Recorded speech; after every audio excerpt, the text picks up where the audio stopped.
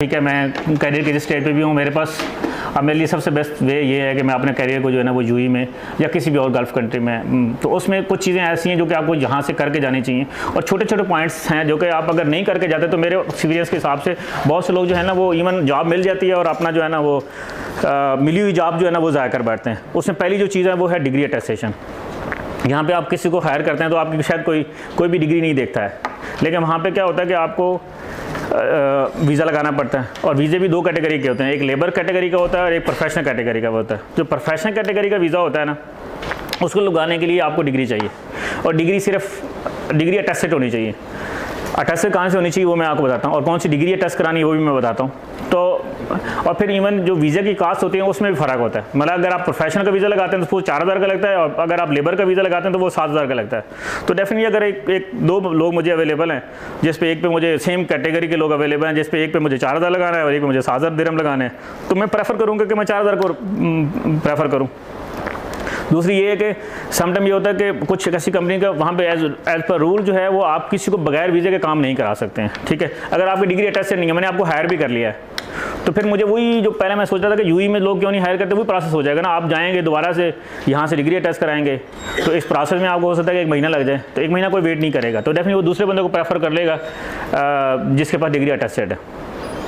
तो एक ये रीज़न है डिग्री अटेस्ट कराने की। अच्छा, दूसरा ये कि अगर आप यूएई में चले जाते हैं तो यूएई में जो वहाँ से अटेस्टेशन होती है वो तकरीबन 700-800 दिन लेते हैं, जो कि यहाँ पे आप 80 से मल्टीप्लाई करें तो ढेर सारे पैसे बनते हैं। लेकिन यहाँ पे अगर आप यहाँ से बैठ के पाकिस्तान से कराएंगे तो आई थिंक शायद 10-12 हज़ार में हो जाएगी। तो जो भी हम यहाँ से जाते हैं तो हमारे पास शायद हम सब लोग उतने मीडियाकर लोग होते हैं, तो हमारे पास बहुत मिलीनियर नहीं होते कि अगर उतने होते तो हम जाते ही ना प्रदेश में। तो इतने पैसे स्टार्ट में जो ख़ासतौर पर आर्टिकल का स्टूडेंट है जिसके पास उस तरह से पैसे हैं ही नहीं, जिसने मुश्किल से वो कमाया है और अपना गुजारा किया है उसमें स्टेपर में, तो उसके लिए इतने पैसे अफोर्ड करना मुश्किल हो जाता है। तो ये भी मुश्किल बंदे फिर मांगता है बंदा, या फिर डिस्टर्ब हो जाता है जॉब होने के बावजूद भी, फिर वापस आना पड़ता है। इवन मेरे एक्सपीरियंस में कई लोगों ने मेरे रेफरेंस से जॉब ली और उसके बाद जो है वो डिग्री ना होने की वजह से वो नहीं हो, या इधर आई डिग्री किसी कोरियर वाले को भी देनी पड़ती है, उसने 10 दिन डिले कर दी। हर बंदे को उतनी इंपॉर्टेंस नहीं होती। मुझे भूख लगी है तो मुझे पता है कि मेरी उसकी क्या अहमियत है, अगर दूसरे को उतनी इंपॉर्टेंस नहीं होती जो दूसरा बंदा बैठा है, तो वो तो डिग्री कहीं भी कुछ डिले आ गया तो आपकी जॉब चली जाती है। ठीक है, तो इसलिए ये कि पहला पॉइंट ये है कि अगर आपने सोच लिया है कि आपको यूएई जाना है तो अपनी डिग्री पाकिस्तान से अटैच करा के जाएँ। कौन सी डिग्री अटैच करानी है? अगर आपके पास एकेडमिक क्वालिफिकेशन है, मिसाल के तौर पर बीए है, बीकॉम है, एमकॉम है, इस तरह की कोई क्वालिफिकेशन है तो आंखें बंद करके वो डिग्री कराएं, और बाकी सीए की, सीए इंटर की, एसीएमए कोई भी और डिग्री अटैच कराने की ज़रूरत नहीं है, सिर्फ ये वाली डिग्री ही अटैच कराएं। लेकिन खुदा ना खासा जैसे बहुत से लोग हैं, जैसे मैं ही हूँ, मैंने एफएससी के बाद सीए स्टार्ट किया तो मेरे पास वो क्वालिफिकेशन नहीं है, तो फिर आप जो है वो अगर दूसरी कोई क्वालिफिकेशन नहीं है तो फिर आप सीए करा लें, जो सीए इंटर इवन वो भी चल जाता है, वो भी करा लें। ये मैं क्यों कह रहा हूँ, क्योंकि एकेडमिक क्वालिफिकेशन जो होते हैं ना, बीकॉम एमकॉम, अगर ये अटेस्टेड है ना, इसकी बेस पे आपको 100% जो है ना वो वीज़ा लग जाता है, मतलब प्रोफेशनल वीज़ा लग जाता है। लेकिन जो सीए है, एसीए है, एसीएमए है, इस तरह की और भी जितनी भी क्वालिफिकेशंस है ना, उसमें क्या होता है कि कई बार जो है ना वो वीज़ा रिजेक्ट भी हो जाता है। अगर कोई ऐसा बंदा है जो कि ऑर्गेनाइजेशन के लिए बहुत ज़रूरी है तो लोग जो है ना वो ज़्यादा पैसे खर्च करके एक लेबर दूसरे वीज़ा जिनके नॉन प्रोफेशनल वीज़ा लगवा लेते हैं। अदरवाइज लोग बोलते हैं अच्छा ठीक है, मेरे पास मैं क्यों ऐसे पैसे खर्च करूं, मतलब दूसरा वीज़ा लगवा के अपने पैसे क्यों, अगर मुझे सेम कैटेगरी का बंदा अवेलेबल है तो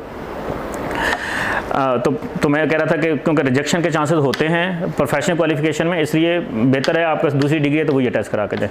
और उसको भी कहाँ से कराना है, मिसाल तौर पे आपको जिस इदारे ने आपको डिग्री इशू की, आईकैप ने इशू किया तो आप आईकैप से पहले कराएंगे, अगर यूनिवर्सिटी ने इशू किया तो यूनिवर्सिटी से कराएंगे, फिर एचईसी से कराएंगे, फिर फॉरेन ऑफिस जो यहाँ पे आई थिंक छदमान में ऑफिस है इनका, वहाँ से कराएंगे, और फिर आप जो है किसी कोरियर के थ्रू या फिर आप इस्लामाबाद जाकर खुद जो यूएई एम्बेसी है पाकिस्तान में तो वहाँ से कराने पड़ते हैं। और फिर जब वहाँ पहुँच जाते तो वहाँ पे भी एक उनका जो फॉरेन ऑफिस है, यूएई का जो फॉरेन ऑफिस है, वहाँ से भी अटैच करानी पड़ती है।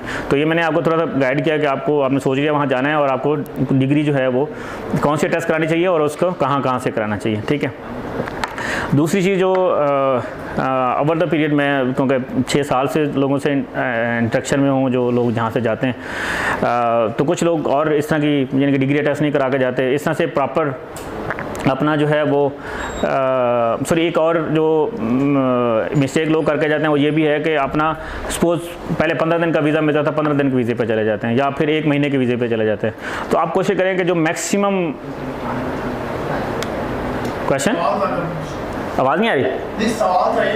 मैं ये ख़त्म कर लूँ तो फिर अच्छा तो मैं ये कह रहा था कि कितने महीने के वीज़े पे जाना चाहिए। तो आपको कोशिश करें कि आप मैक्सिमम जितना भी वीज़े पे हैं, अगर तो आप अपनी जॉब यहाँ कंटिन्यू कर रहे हैं और आपने छुट्टियाँ ली हैं तो फिर तो लिमिटेशन है, आप दूसरा ऑप्शन नहीं आपके पास। आपको 15 छुट्टियाँ मिलती हैं, 1 महीना छुट्टियाँ मिलती हैं, तो आप अपनी लक आजमाएं। लेकिन अगर आप जॉब लेस हैं और वहाँ जाना चाहते हैं तो फिर जो है कि क्या नाम है इसका, फिर आप मैक्सिमम पीरियड पे जाएं। यानी कि 3 महीने पहले होता था, अब 3 महीने ख़त्म हो गया, अब 2 महीने का मिलता है, तो आप 2 महीने के विजिट वीज़े पे जाएं, कम पे ना जाएं, 1 महीने पे ना जाएं। 2 महीना फिर 1 महीना एक्सटेंड भी हो जाता है और उसके बाद अगर आप कराना चाहते हैं तो फिर आपको मूव करना पड़ता है, मतलब यूएई के बाहर आना पड़ता है और फिर बाहर आके फिर आप वीज़ा अप्लाई करके फिर दोबारा से जा सकते हैं। ठीक है, तो मैक्सिमम वीज़े पे जाएँ। एक चीज़ जो मैंने भी फील की, और क्योंकि मैं जब यहाँ से गया था तो हम एक ग्रुप की शक्ल में, जैसे हम आर्टिकल तलाश कर रहे थे तो लोगों से रब्ता हो रहा था।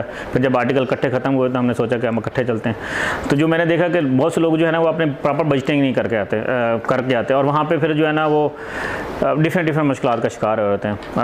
मतलब उनको मिसाल के तौर पर बजटिंग में क्या आता है कि आप वीज़ा लेना है, आपकी टिकट है, आपको वहाँ पे रहने का ख़र्चा है, आपकी ट्रैवलिंग का एक्सपेंसेस हैं, आपके और भी जितने छोटे खाने पीने के एक्सपेंसेस हैं। तो प्रॉपर जब आप बजटिंग नहीं करके जाते तो अपना पैसा नहीं लगा, प्रॉपर आप नहीं दे के जाते, तो फिर लोग समटाइम क्या करते हैं, कुछ लोग ऐसे भी हैं जो कि एक रिमोट एरिया में रहना शुरू कर देते हैं।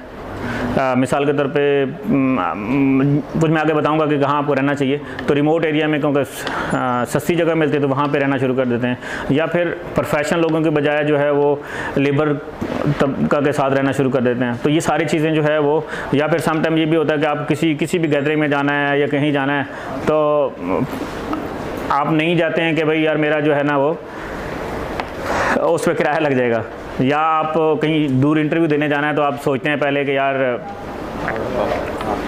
अच्छा, तो आप सोचते हैं कि मुझे जाना चाहिए कि नहीं, क्योंकि उसमें 100-150 दिरहम आपका किराया लग रहा होता है, जो कि यहाँ पे 8-10 हज़ार रुपये बनता है। तो आप वो क्योंकि प्लान नहीं होता तो फिर आप बहुत सी जगहों पे नहीं जा पाते हैं, क्योंकि आपको प्रॉपर बजटिंग नहीं कर रहे होते। तो एक यही है कि आप अगर आ रहे हैं तो 3 महीने का वीज़ा लें, अपनी डिग्री प्रॉपर टेस्ट कराएं और अपनी प्रॉपर किसी सीनियर से या आप खुद एक्सप्लोर करके अपनी पूरी प्रॉपर बजटिंग करके जाएं और उतने पैसे लेके जाएं, ताकि आप जो है ना वो वहाँ पे कंफर्टेबली जो है वो जॉब सर्च करें। क्योंकि अगर आप मिसाल के तौर पे आपको 5 लाख आपने इकट्ठे कर लिए हैं और अगर आपने ऊपर वाले 1 लाख नहीं किया तो 1 लाख आपको बहुत सी जगहों पर सफ़र करना पड़ेगा। आपको रेजिडेंस में सफ़र करना पड़ सकता है, आपको ट्रैवलिंग में सफ़र करना पड़ सकता है। तो इवन जहाँ पर जाने में भी आप देखेंगे, अच्छा नहीं आज की टिकट नहीं कराता मैं, हो सकता है कि 1 महीने की बाद टिकट कराऊँ क्योंकि सस्ती होगी। तो इस तरह के मतलब डिफरेंट आपके जो ना वो हर्डल्स आएंगे आपके लिए, जहाँ आपने 1 महीना ज़ाया कर लिया और वहाँ पे जॉब हो जाएगा आपकी, तो डेफिनेटली वो आपने अपने अगर आप आई के मेंबर हैं तो जो मेरे एवरेज वहाँ पे सैलरी है वो स्टार्ट में 15,000 है, तो आपने 15,000 ज़ाया कर दिया आपने। तो जितना अपना टाइम जहाँ पे ज़ाया कर, अगर आपने सोच लिया कि मुझे वहाँ जाना है। एक जो दूसरा मेरा एक्सपीरियंस है और जो मैंने देखा है वो है रेजिडेंस। आप कोशिश करें कि आप यहाँ से अगर रेजिडेंस जो है ना वो हमने ग्रुप भी बनाया हुआ है कुछ रेजिडेंस हेल्प के वाले से, कुछ लोग आप में से ऐड भी होंगे, तो वहाँ पे आप मैसेज कर दें, जो लोग रह रहे होते हैं तो आप उनके साथ रहें। और रेजिडेंस में भी ख़ासतौर पे मैं लोगों को एडवाइस करता हूँ कि आप वहाँ पे मेट्रो का सिस्टम है, तकरीबन मेट्रो में अगर आप मेट्रो के करीब रह रहे हैं तो दुबई में आपके लिए एक्सेसिबिलिटी जो है ना वो बहुत आसान है। तो लोगों को मैं यही एडवाइस करता हूँ कि आप एक तो मेट्रो के करीब रहें और दूसरा अपने प्रोफेशनल के साथ रहें।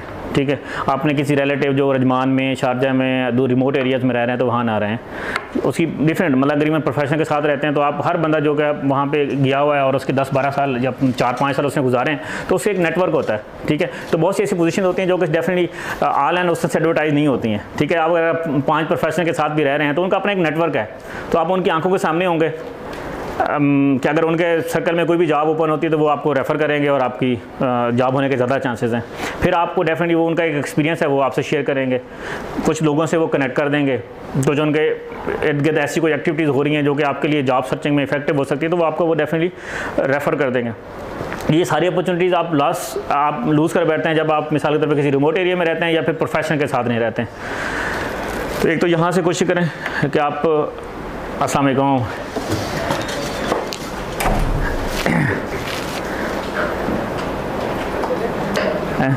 आ जाए,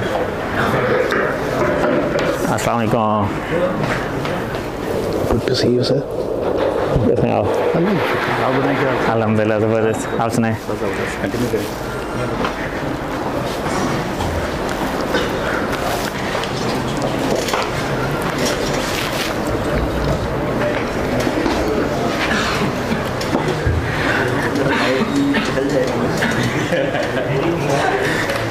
थैंक यू सो मच। हमारे लिए खुशकिस्मती है कि ज़ीशान एजाज साहब जो है ICAP कौंसल में हैं और माशाल्लाह से वो आए हैं। हमारे लिए जो है ना वो एक प्रेशर भी है कि हम आपके सामने कैसे बोलेंगे, और दूसरा ये भी है कि खुशी भी है अंदर से कि आप माशाल्लाह तशरीफ़ लाएँ। तो जज़ाकल्लाह, अल्लाह आपको और तरक्की दे। तो हम बात कर रहे थे कि यहाँ पे अगर आपने UAE में जाके जॉब सर्च करना क्यों ज़रूरी है, इधर से क्यों नहीं कर सकते? आ रही है आवाज़?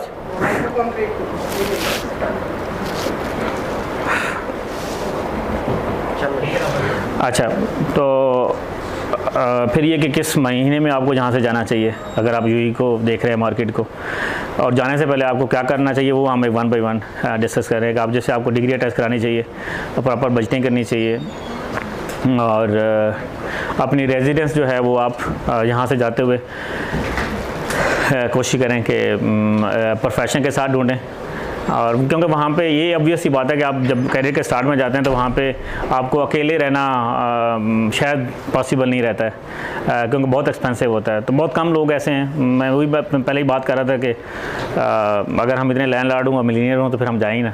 तो सब लोग हम मिडिल तबका हैं, तो डेफिनेटली हमारे पास हमेशा रिसोर्सेज की लिमिटेशन रहती है, तो हमें फिर भी 4, 5, 6 लोगों के साथ रहना पड़ेगा। तो उससे पैसे बचाने की खातिर आप रिमोट एरिया में ना रहें, आप कोशिश करेंगे दुबई में रहें। दुबई में मेट्रो स्टेशन के पास अगर आपको वो जगह मिलती है तो ज़्यादा बेहतर है, ताकि आप कहीं भी मूव करना है तो आपको आसान रहे। तो ये तो कुछ चीज़ें हैं जो कि रेजिडेंस के हवाले से थी। एक चीज़ और जो यूजली मैं लोगों को एडवाइस करता हूँ कि आप UAE में आने से पहले ना जितनी चीज़ें आप यहाँ से ज़रूरत आपको लगता है ना कि वहाँ पे आपको यूज़ की चीज़ें हो सकती हैं, वो यहाँ से परचेज़ करके जाएँ। क्योंकि मैं UAE में बात कर रहा हूँ कि आपका जितना चीज़ें आप वहाँ पर मिसाल के तौर पर आपको छोटी सी कोई चीज़ भी लेनी पड़ जाए, मिसाल अगर आपको कंबल भी लेना पड़ गया ना तो वो भी 300-400 दिरहम का है, तो वो शायद 25-30 हज़ार का बने। यहाँ हो सकता है कि आपको घर में पड़ा हुआ आप लेके जाएँ। तो स्टार्ट में क्योंकि हम खास तौर पे वो लोग जो कि आर्टिकल करने के बाद जाते हैं तो वो तो एक नॉमिनल अमाउंट के स्टाइपेंड कमा रहे होते हैं, तो उनके पास उतनी सेविंग होती नहीं है। तो आपने कहीं से भी, जैसे मैं अपनी ज़मीन बेच के गया था, तो इस तरह से हर बंदा जो है ना कोई उधार लेके जाता है, कोई वो करके जाता है, मांग के जाता है उधार, या अपने वालिदैन की सेविंग से जाता है। तो लिमिटेड रिसोर्सेज होते हैं, तो आप जितनी चीज़ें यहाँ से लेके जा सकते हैं। फिर अपना खास तौर पे अपने इंटरव्यू के जो आपके कपड़े वगैरह हैं, पैंट कोट्स वगैरह हैं, वो आप यहाँ से परचेज़ करके जाएँ। वहाँ पर मैं कह रहा हूँ 300 दिरहम का परचेज़ करेंगे तो आपको वही शायद 20 हज़ार का लगेगा। यहाँ हो सकता है कि आपको वो सस्ता पड़ जाए। तो छोटी छोटी चीज़ें हैं जो कि आपको यानी कि जहाँ से आप करके जाएंगे तो आपके लिए वहाँ पे इफेक्टिव हुआ। फिर डिग्री मैंने कहा जैसे आप यहाँ से टेस्ट करा के वहाँ पे कराएंगे तो बहुत महंगी पड़ जाएगी। तो मैक्सिमम चीज़ें जो आपको लगता है कि आपको वहाँ पे इस्तेमाल की हैं, शूज़ हैं, आपके पैंट कोट्स हैं, इवन लोग तो खाने पीने के बर्तन भी लेके जाते हैं कि वहाँ से जो चीज़ें आप अवॉइड करें। ख़ास तौर पे एक चीज़ और मैं देखता हूँ, ख़ास तौर पे हमारे प्रोफेशन जो ICAP और ACCA के लोग होते हैं उनमें तो नहीं, लेकिन M.Com B.Com के जो लोग हैं ना, वो मैंने अक्सर देखा है कि वो इवन अपना लैपटॉप ही नहीं लेके जाते। तो वहाँ पे ज़्यादातर डिजिटल पाकिस्तान से बहुत ज़्यादा एडवांस लोग हैं डिजिटली, तो ज़्यादातर जॉब जो है ना वो डिजिटली आते हैं, मतलब आपको ऑनलाइन मिलती हैं। तो अगर आपके पास लैपटॉप नहीं है और आप मोबाइल से अप्लाई कर रहे हैं, और मोबाइल भी वैसा जैसे एक वाकई स्टाइपेंड वाले के पास होना चाहिए, जो कि आप मतलब इतना स्पीड में नहीं होता है वो, तो अनलेस कि आपने क्वालिफाई कर लिया और आपका स्टाइपेंड बहुत बढ़ गया तो फिर शायद आप अच्छा मोबाइल लेते हो। तो कहने का मतलब ये है कि आप लैपटॉप लेके जाएं। आप अगर आपके पास है अच्छी बात है, नहीं तो कहीं से जहाँ पकड़ना है जैसे भी हो आप यहाँ से लैपटॉप लेके जाएं। अगर वहाँ से आपको ख़रीदना पड़ गया तो वो बहुत मुश्किल होगा। एक तो आपके दिन भी ज़ाया होंगे जितने दिन आप परचेज़ नहीं करेंगे, और एक इसमें ये भी है कि आप जितना मैक्सिमम चीज़ें यहाँ से लेके जाएंगे वो आपका डेफिनेटली, आपके पास पैसे हैं भी तो आपका बजट जो है वो सेव हो जाएगा, तो वहाँ पर आप स्पेंड कर सकते हैं डिफरेंट चीज़ों पर।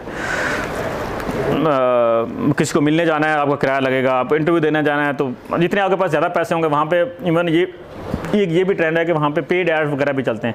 डिफरेंट वेबसाइट्स हैं, तो अगर आप उनका प्रीमियम वर्जन ले लें, जैसे लिंक्डइन का प्रीमियम वर्जन है, आपको शायद पता हो, तो वो आपका जो प्रोफाइल है वो थोड़ी सी हाई रैंक हो जाती है, तो आपके ज़्यादा चांसेस होते हैं। तो अगर आपके पैसे हैं और आपने यहाँ बचा लिए हैं तो आप वो ऑनलाइन पेड चीज़ों पे भी लगा सकते हैं, जैसे लिंक्डइन है, जैसे डूबीजेल है, जैसे और भी डिफरेंट वेबसाइट्स हैं, वहाँ पे अगर आप पेड वर्जन ले सकते हैं। अखबार में लोग ऐड भी देते हैं, उससे भी फ़ायदा होता है। तो जितने आप अपना मैक्सिमम पैसे सेव करके जाएंगे उतना आपके लिए इन चीज़ों पे खर्च करना ज़्यादा आसान रहेगा। इसको थोड़ा सा फर्दर एक्सप्लेन कर देंगे, ये डूबीजेल, लिंक्डइन हो गया, ऐड वगैरह, इसको थोड़ा। हाँ, मैं वो बता दूंगा ऑनलाइन किस क्या मेथड है जॉब सर्च करने के ना, उसमें मैं बता दूंगा बंदा, ठीक है। अच्छा, एक ये भी है कि जब आपने यहाँ से तैयारी कर ली कि आपको यूई में जाना चाहिए, तो यूई में जाने से पहले आपको कुछ और काम भी करने हैं। वो उसमें एक चीज़ ये है कि आप अपनी, मैंने बताया ना कि इधर भी डेफिनेट यही है, क्वालिफिकेशन अपनी इंपॉर्टेंस रखती है, लेकिन स्किल्स बहुत इंपॉर्टेंट होती हैं, ठीक है। यानी कि मिसाल के तौर पे आपको आपकी टाइपिंग स्पीड अच्छी है, ये भी एक मैटर करती है।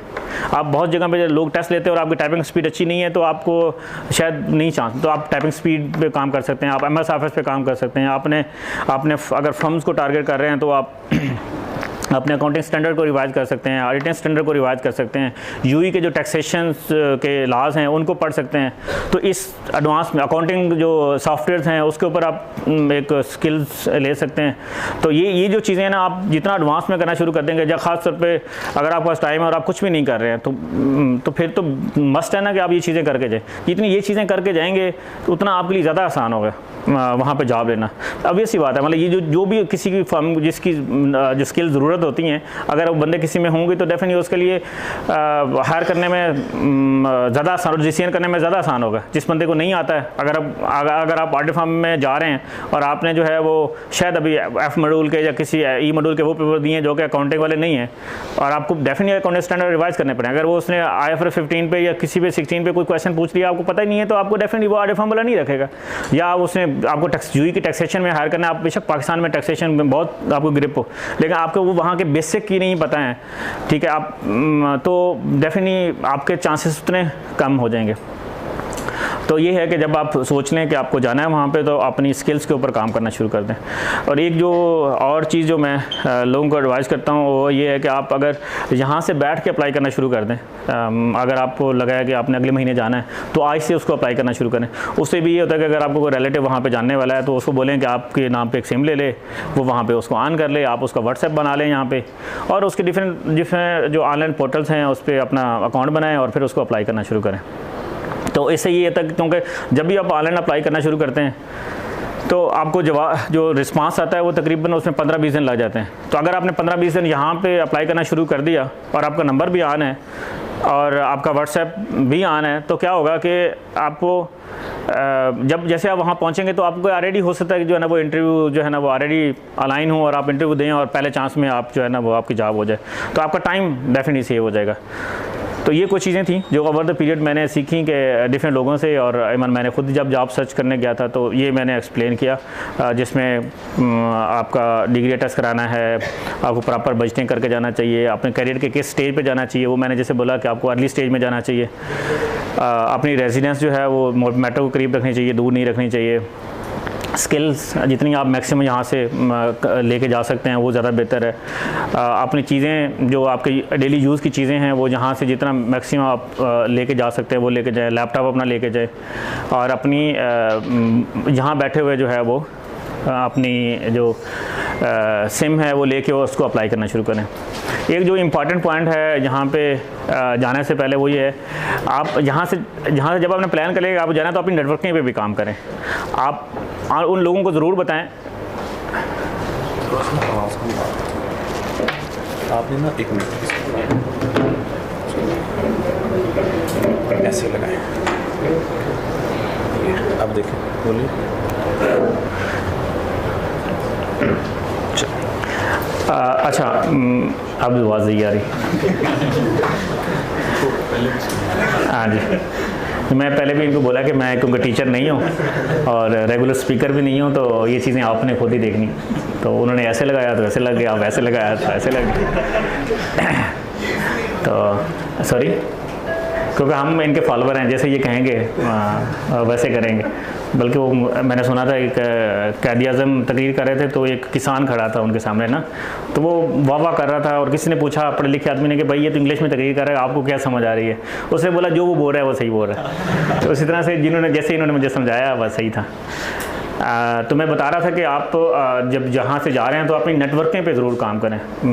जहाँ पे शायद यहाँ पे भी हम इवन आर्टिकल भी तलाश करते हैं तो हम बोलते हैं कि रेफरेंस होना चाहिए, तो वहाँ पे शायद आपके लिए वो रेफरेंस ना हो कि आप में कोई आपको लगवा देगा, लेकिन आपको ये इन्फॉर्मेशन दे दे कि वहाँ पे वैकेंसी है, या आपकी वो CV उस टेबल तक पहुँचा दे, तो वहाँ पे फिर आपके चांसेस ज़्यादा बढ़ जाते हैं। और फिर डेफिनेटली अगर किसी ने मैंने भी कोई रखना होता है, तो अगर किसी ऐसे रेफरेंस से आता है जिसको मैं कल पूछ भी सकूँ कि भाई अगर वो गलती करेगा, तो उसको मैं ज़्यादा प्रेफरेंस दूंगा एज़ कम्पेयर टू एक ऐसा बंदा जो बिल्कुल मेरे लिए आना होना है, क्योंकि वहाँ पे इनिशियल कॉस्ट बहुत ज़्यादा है। आपको 8,000 10,000 वीज़े पे खर्च करना है, तो एक मिडिल फर्म के लिए एम्प्लॉयर हायर करना तो एक डिसीजन है ही है। ये इतने इनिशियल पैसे लगाना भी बड़ा डिसीजन होता है। तो इतने पैसे लगा के और फिर वहाँ पे ये होता है कि आप 1 महीने का नोटिस दें, और प्रोबेशन पीरियड में तो 1 दिन का नोटिस दें और आप जाएँ। तो लोग प्रेफर करते हैं कि अगर आप रेफरेंस वाले बंदे को ज़्यादा प्रेफर करते हैं, उसकी वजह ये कि इतना खर्चा करना पड़ता है इनिशियली। तो कोशिश करें कि आप जितने लोगों को अपने सर्कल में बता के जा सकते हैं, वो कोई भी हो सकता है। मिसाल के तौर पे आपकी फर्म का सीनियर हो सकता है, आपकी फर्म का जूनियर अगर वहाँ पे कोई है वो हो सकता है, आपके टीचर हो सकते हैं, कोई भी और लोग हो सकते हैं। जिस प्रोफेशन से आप हैं वहाँ पे उसको देखें कि वहाँ पे जो उनकी बॉडी है, मिसाल के तौर पर ICAP का वहाँ पे ICAP UG चैप्टर है, तो आप उनको बता सकते हैं। ACCA है तो ACCA वाले वहाँ पे खुद एक्टिव है। इस तरह से CPA है तो उन CPA वालों का भी वहाँ चैप्टर है। तो इस तरह से डिफरेंट कम्युनिटीज़ के, इवन कम्युनिटी वाइज भी हैं। सियालकोट वालों का अपना डिफरेंट ग्रुप हो सकता है, लाहौर वालों का अपना कोई हो सकता है। तो अपने जितने भी आपको लगता है कि जिन से आपके कुछ डाखाने मिल सकते हैं, तो ज़रूर बता के जाएँ, वो आपके लिए अफादियत रहती है। मतलब आप ज़रूरी नहीं है कि वो आपको जॉब दें। मैंने जैसे बताया कि आपको हो सकता है कि वो आपको टेबल तक पहुँचा दें, हो सकता है कि वो किसी से कनेक्ट करा दें, हो सकता है कि आपको रेजिडेंस ये बता दें कि वहाँ प्रोफेशन रह रहे हैं, आप वहाँ रह लें। कोई डाटा जो जॉब सर्चिंग का डाटा होता है वो आपसे कुछ शेयर कर दे। तो डिफरेंट हेल्प जो है ना वो आपको कोई गाइड कर देगा, तो आपको डिफरेंट हेल्प जो है ना वो आपको मिलती रहेंगी। तो ये कुछ पॉइंट्स हैं जो मैं ओवर द पीरियड सीखा कि जो कोई भी बंदा जॉब सर्च करने जहाँ से जाता है तो उसको करके जाना चाहिए। अगर यहाँ तक कोई क्वेश्चन है तो कोई दोस्त क्वेश्चन पूछ रहे थे। अभी तक मैंने ये बताया कि आपको कब जाना चाहिए और जाने से पहले क्या करना चाहिए। इस पे अगर किसी का क्वेश्चन है तो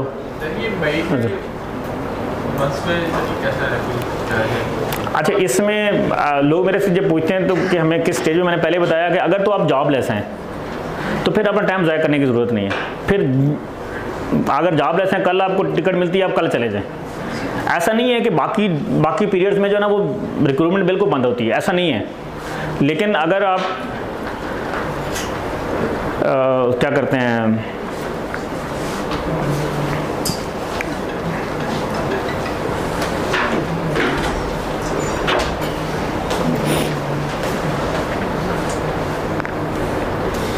अच्छा ऐसा नहीं है कि आपको जो है वो इस महीने में बिल्कुल रिक्रूटमेंट बंद होती है। अगर आप जॉबलेस हैं तो बिल तो आंखें बंद करके जाएं। लेकिन अगर आप जॉब कर रहे हैं तो फिर बेहतर है कि आप जनवरी में या फिर सितंबर में आएँ। 2 months के करीब में जॉब नहीं मिलती, तो एक्सटेंड हो जाता है। 1 महीना एक्सटेंड होता है, फिर आपको एग्जिट करना पड़ता है। फिर एग्जिट करके फिर दोबारा जा सकते हैं डेफिनेटली। क्या प्रोसेस है एक्सटेंड करने का?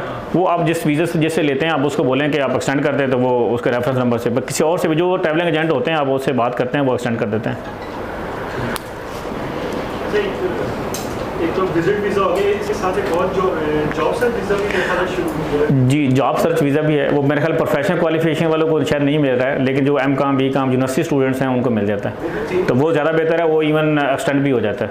उधर 3 महीने के लिए भी एक्सटेंड हो जाता है, और वो महीना वो 2 महीने का भी नहीं होता बल्कि 3 महीने का होता है, और 3 महीने फिर एक्सटेंड भी हो जाता है। सीजन की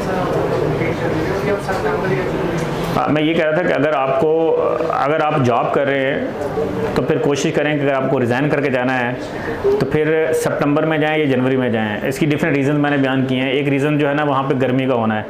अगर आप जून में जाते हैं तो आपके लिए ट्रैवलिंग बहुत मुश्किल हो जाती है। अगर आपको 10 मिनट भी धूप पे चलना पड़ता है तो वो बेरेबल नहीं रहता है सम टाइम।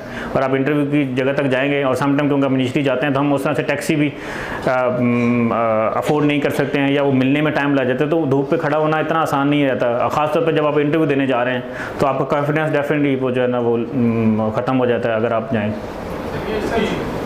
जो आपने वो टेस्टेशन का बताया था डिग्रीज की, उसकी वो एक्सपायरी होती है? नहीं, एक दफ़ा टेस्ट करा लिया, बस करा लिया, फिर बाद में दूसरी बात, वो अभी यूएई में शायद एक फ्रीलांसर्स का भी वो वीज़ा है, उसमें हमारे ये अकाउंट्स वगैरह की साइड पे, एलटी वगैरह की साइड पे कुछ है? अच्छा, मैं एक बात बताता हूँ, यूएई में फ्रीलांस वीज़ा कोई भी नहीं है। सारे जो लोग बिज़नेस करते हैं ना, फ्रीलांस वीज़ा मतलब यही है कि मैं मेरी कंपनी है मिसाल के तौर पे, मैं उसका वीज़ा निकाल दूँ और मैं बोलूँगा अच्छा ठीक है, आपको मेरे पास आने की ज़रूरत नहीं है, वहाँ पे एक सैलरी का प्रोसेस है, मैं आपसे वो जो आपका बैंक का कार्ड है वो आपसे पैसे रख लूँ, मैं आपके अकाउंट में पैसे डालूँ, बैंक से निकलवा लूँ, ठीक है, बस ये तरीका है। अदरवाइज़ कोई फ्रीलांस वीज़ा जो है ना वो ऐसा है कि आप कंपनी बना सकते हैं और उस तरह से वो आप वीज़ा ले सकते हैं। अदरवाइज़ जो दूसरा वीज़ा होता है जिसको आप 2 ईयर्स रेजिडेंट वीज़ा बोलते हैं, उसको लोगों ने मशहूर कर दिया कि वो फ्रीलांस वीज़ा है। एक्चुअली में फ्रीलांस नहीं है, मतलब you are not eligible to work somewhere else, लेकिन लोग करते हैं, अभी इतना पूछ-गुछ नहीं है तो लोग चला रहे हैं। लेकिन मैं जॉब सीकर को बोलता हूँ कि आपको वीज़ा नहीं लेना चाहिए, क्योंकि उसकी कास्ट तकरीबन 8 से 10 हज़ार है। तो आप स्टार्ट में अगर इतने 8-10 हज़ार वहाँ पे लगा लें और आपको पहले महीने में हो सकता है जॉब मिल जाए, दूसरे महीने में हो सकता है जॉब मिल जाए, तीसरे महीने में हो सकता है जॉब मिल जाए, तो ये अगर आप 3 महीने भी वहाँ पे रहते हैं ना और आप दिन रात मेहनत करते हैं तो चांसेस हैं कि आपको जॉब मिल जाए। और अगर आपको 3 महीने में जॉब मिल गई तो वो जो वीज़ा है वो तो आपको कैंसिल करा के फिर आगे किसी एम्प्लॉयर के पास जाना पड़ेगा। गाना पॉइंट, तो आपने मिसाल के तौर पे 8-10 हज़ार लगा ली, वो 8-10 हज़ार शायद आपको पूरे जो ट्रिप है उसका खर्चा हो जाए। और फिर दूसरा ये कि अगर आपको 2 ईयर्स का वीज़ा मिल भी गया है तो ऐसा थोड़ा है कि आप जो है ना वो बगैर जॉब के वहाँ पे रहना शुरू कर देंगे। आप तीसरे महीने में जाएंगे तो फिर खाएंगे कहाँ से?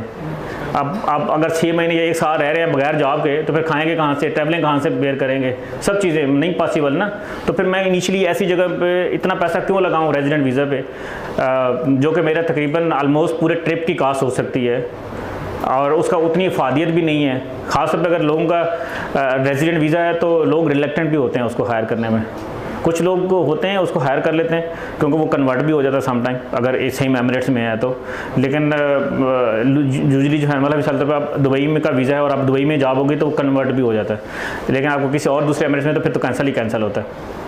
तो आपको इतना पैसा खर्च नहीं करना चाहिए आइडियली, ठीक है, अनलेस कि आप अगर इस नियत से जा रहे हैं कि यार आप वहाँ पर रहेंगे, आप एज ए फ्रीलांस काम करेंगे, घर में बैठ के काम करेंगे, वहाँ पे कोई अपना लाइसेंस ले लेंगे और आप बिज़नेस करेंगे।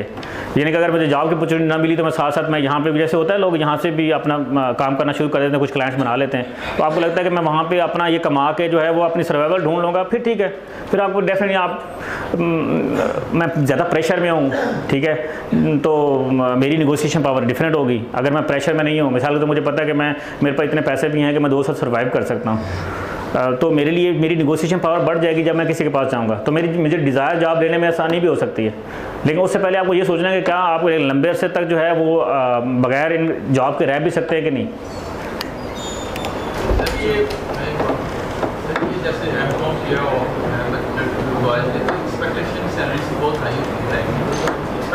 में बात कर रहा हूँ सर, अगर वो क्या प्रोसेस है कि हमें जॉब आसानी से मिल जाए और ठीक है जितना हो जाए गुजारा शुरू में इस लेवल में जो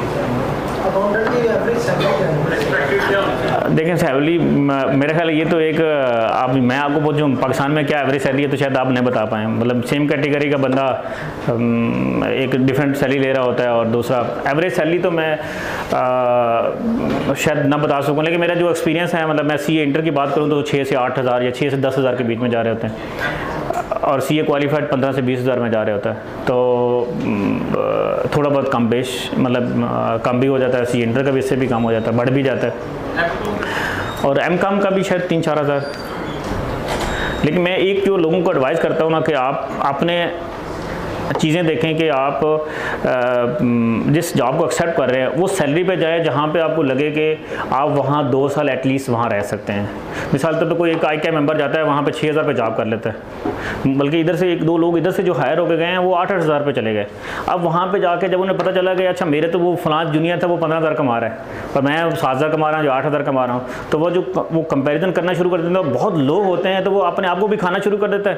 तो वो अपनी जो एनर्जी जो एम्प्लॉयर्स अपनी स्किल्स को ग्रो करने में या एम्प्लॉयर को ग्रो करने में गुजारनी थी, उसने वो जो नेगेटिविटी की तरफ चली जाती हैं उसकी। तो इसलिए मैं लोगों को ये बोलता हूँ कि आप कम अज़ कम इतनी सैलरी एक्सेप्ट करें जितना आपको लगे कि मैं कम अज़ कम 2 साल जो है ना वो अपनी मोटिवेटेड तरीके से अपनी स्किल्स को पॉलिश कर सकता हूँ और अपने एम्प्लॉयर्स की ग्रोथ में जो है ना वो एक इम्पॉर्टेंट जो है ना वो रोल अदा कर सकता हूँ। इतना आप जो है ना ज़रूर एक्सेप्ट करें, इससे कम ना करें।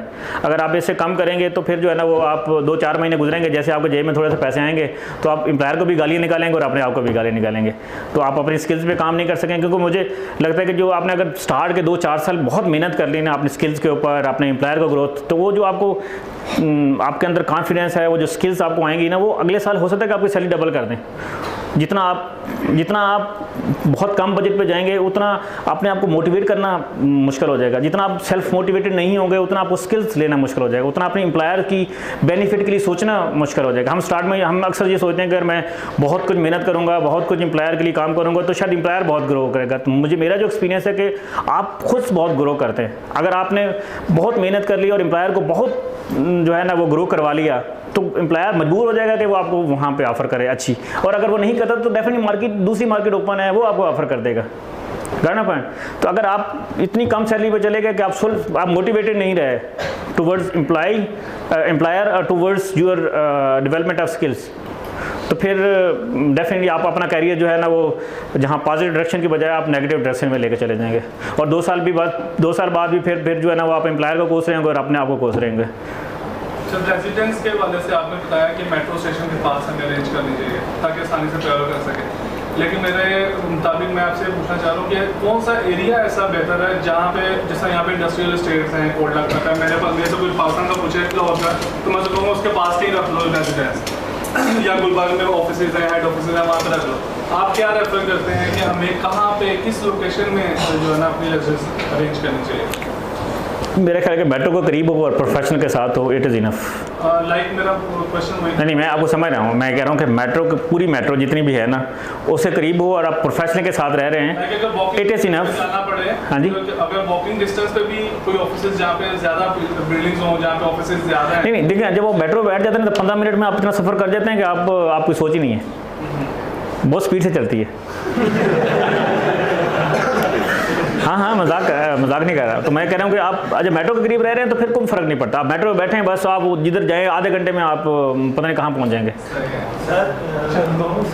ये वाली मेट्रो नहीं है कि आप हाथ खड़े करें और रुक जाएगी, हैं? सेल्फ ड्राइव वाली है मेट्रो। सॉरी, दोबारा।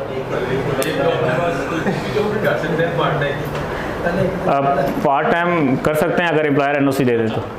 अगर एम्प्लॉयर एनओसी दे तो आप कर सकते हैं, एम्प्लॉयर एनओसी ना दे तो फिर नहीं कर सकते। सीए के आर्टिकल नहीं अलाउ। ICAP कोशिश कर रहा है। आपने अली लतीफ़ साहब के वो मैसेज देखे होंगे फेसबुक पे, कोशिश हो रही है, लेकिन अभी तक मतलब ऐसी कोई प्रोडक्ट बनी नहीं है कि वहाँ पे हो सके। हाँ, हो सकता है कि आपको ICAP की वेबसाइट पे कुछ नाम नज़र आए जो कि यूई के है, मतलब यूई की फर्म्स हैं जो कि एलिजिबल है आर्टिकल देने में, लेकिन प्रैक्टिकली जो है ना वो कोई नहीं है अभी तक। नॉलेज में कोई ऐसी कंपनी हो यूएई की जिनका एक सेटअप लाहौर या इधर भी हो और उधर एक ट्रेंड हो कि यहाँ पे कुछ साथ लगा के वो बाय बिग 4 में जाएं, वो वहाँ पे लोगों को मूव करते हैं। नहीं, अदर देन जैसे स्मॉल मीडियम साइज। आप में से कोई दोस्त बता सकते हैं, मैं तो मतलब एक्सप्लोर नहीं किया तो मुझे पता नहीं है। सर आपने कहा कि अगर लेबर वीज़ा मिलता है वो 7,000 है, प्रोफेशनल 4,000 है, तो कंपनी ये नहीं करती कि चले लेबर वीज़ा लगा देते हैं तो सैलरी कम देनी पड़ेगी? नहीं, मैं ये बात कर रहा था। नहीं, देखो सैलरी के कम नहीं, वीज़े से सैलरी का कोई ताल्लुक नहीं है ना। नहीं सर, उसका कोई रेंज नहीं है कि अगर लेबर वीज़ा है तो इससे मिनिमम प्रोफेशनल नहीं। देखिए, जो सैलरी है ना वो आपकी स्किल्स और आपकी क्वालिफिकेशन के हिसाब से है, वीज़ा आपकी डिग्री के हिसाब से है। मिसाल के तौर पे आपको M.Com की बेस पे प्रोफेशनल वीज़ा मिल जाता है, CA की बेस पे समटाइम नहीं मिलता। CA वाला 20,000 ले रहा है और M.Com वाला 3,000 ले रहा है। तो ढेर सारा फ़र्क है ना। वीज़े की कैटेगरी का सैलरी से कोई ताल्लुक नहीं है। दूसरी मैं बात ये बता रहा था कि अगर आपको वो बंदा अवेलेबल है जिसकी डिग्री अटेस्टेड है और वो आपके काम का दूसरा बंदा भी अवेलेबल, तो मैं डेफिनेटली उसको प्रेफर करूंगा जो मेरे पास अटेस्टेड डिग्री वाला है। मैं आपके लिए क्यों रिस्क लूँ, आपके लिए पैसा क्यों खर्च करूँ। हाँ, आप ही वो बंदे हैं जिसके बगैर मेरा गुजारा नहीं है, तो फिर मैं आप पे खर्च कर दूंगा जितने मुझे, अगर मुझे चाहिए आप तो। ठीक है सर, एक जगह मेरी जॉब होती है, ठीक है, उन्होंने वीज़ा प्रोसेस करवा दिया, सब कुछ हो गया, लेकिन कुछ टाइम बाद मेरी कहीं पे हो जाती है जॉब, ठीक है, वो क्लेम कर सकते हैं कि हमारे जो वीज़ा के एक्सपेंसेस थे वो रिवर्स करें, ऐसा चक्कर होता है नहीं होता? लीगली जो है वीज़े के पैसे लेना अलाउ नहीं है, लीगली वीज़े के पैसे लेना अलाउ नहीं है। लेकिन अभी कुछ 2-3 महीने पहले यूई वालों ने ये कानून निकाला है कि आप अगर 3 महीने के अंदर अंदर जाएंगे तो आप ट्रेनिंग फ़ीस देंगे। वो ट्रेनिंग फ़ीस लोग जो है ना वो अपने वीज़े की कास्ट के बराबर रख लेते हैं, जो उससे डबल रख लेते हैं, तो वो ट्रेनिंग फ़ीस आपसे ले सकते हैं मतलब, लेकिन वीज़े की कास्ट नहीं ले सकते।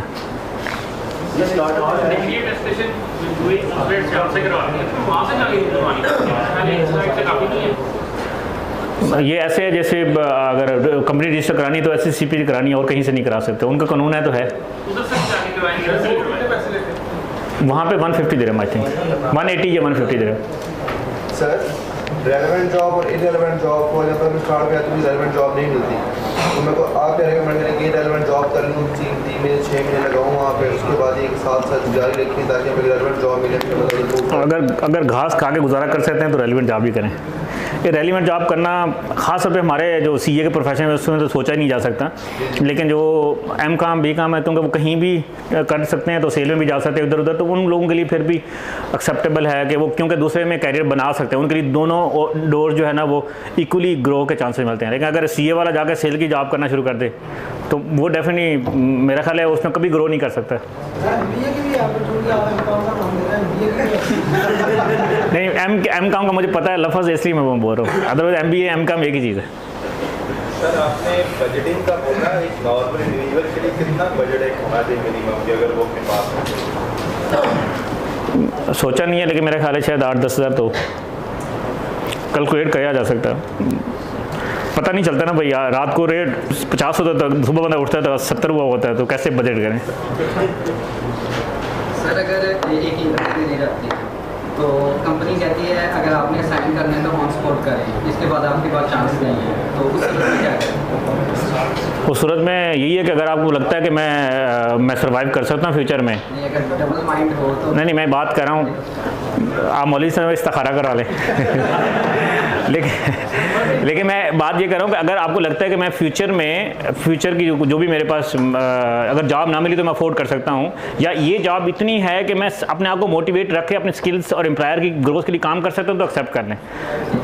लेकिन अगर मैं मिसाल मैं लोगों को ये बोलता हूँ कि यार मैं सैलरी की बात बताऊँ, तो मैंने ये किया, अगर मुझे बहुत भूख लगी है और मेरे पास कोई और चॉइस नहीं है, मुझे कोई बोलता है आप गड़ा खोदें और आपको 1 दिरहम मिलेगा और आप खाना खाएंगे, तो अगर मेरे पास ऐसी गुंजाइश है तो मैं गड़ा खोदूंगा और 1 दिरहम कमाऊंगा, मेरी क्वालिफिकेशन मेरा एक्सपीरियंस वो बिल्कुल रेलिवेंट हो जाएगा ना। अगर तो इस तरह की कोई मजबूरी है तो फिर वो डेफिनेटली आप नॉर्मल कैटेगरी में नहीं आती। लेकिन अगर आपको अफोर्डेबल है और आपको लगता है कि आपकी डिज़ायर के हिसाब से और सैलरी क्या होनी चाहिए, इसमें एक ये भी होता है कि आपने जो अभी सीनियर को गया है उससे आप मशवरा कर सकते हैं, अभी रिसेंटली को गया है उससे मशवरा कर सकते हैं 2-4। इसलिए मैं कह रहा था कि आप जब जहाँ से जाएँ तो आप कोशिश करें कि आप अपने कैटेगरी के लोगों से जितनी नेटवर्किंग करके जा सकते हैं उतना बेहतर है। वो आपको बहुत से क्वेश्चन के आंसर आपस में एक दूसरे को मिलते रहते हैं। कोई मेरे से बात करेगा तो डेफिनेटली हर बंदे तक एक्सेसिबिलिटी नहीं होती, कोई उससे बात करेगा, उससे इन्फॉर्मेशन लेगा, वो आपको फ़ौरन से पास ऑन करेगा। तो या तो वो खुद आपको एक दूसरे का आंसर दे देंगे या फिर सारे लोगों के कुछ ना कुछ जिन्हें जानने वाले होंगे कि उनको राइट आंसर मिल जाएगा। सर अकाउंट्स और एडवोकेट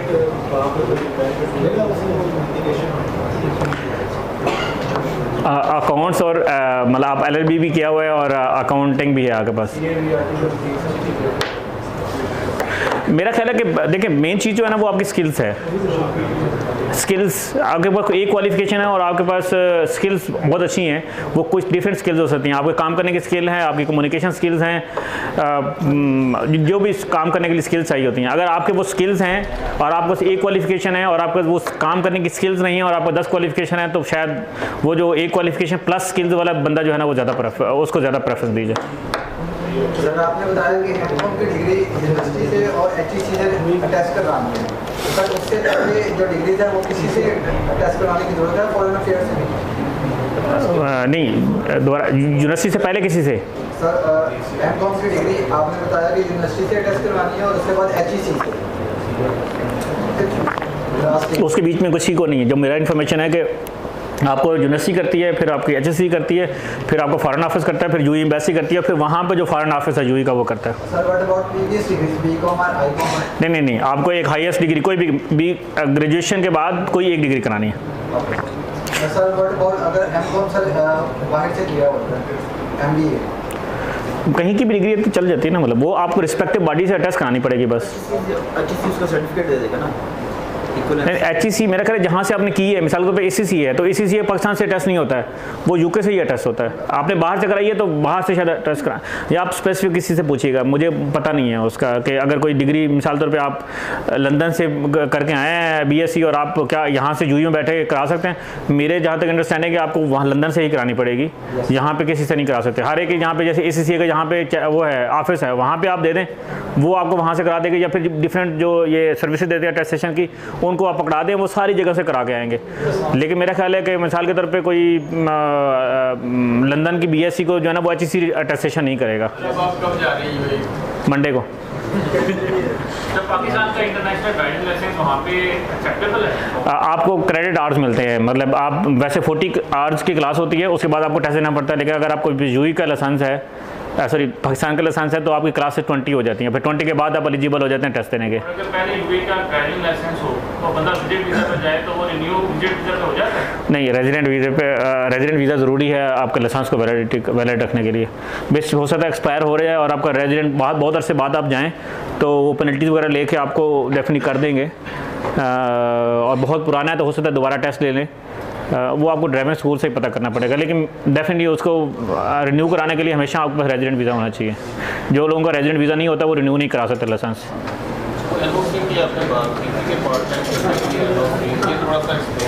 NOC मतलब आपका एम्प्लॉयर अगर आपको ज़्यादा देता है कि मेरे अलावा भी आप अपना टाइम किसी और के साथ वो कर सकते हैं, काम कर सकते हैं तो कर सकते हैं, अदरवाइज डेफिनेटली लॉ है। नहीं, चोरी तो रात को जब मर्जी आप करें, लेकिन मतलब लीगली जो है वो नहीं कर सकते NOC लेके। आप ऑनलाइन घर में बैठ जो करें, आपको एम्प्लॉयर थोड़ा कैमरा लगाया कर सकते हैं, ऑनलाइन करते हैं लोग।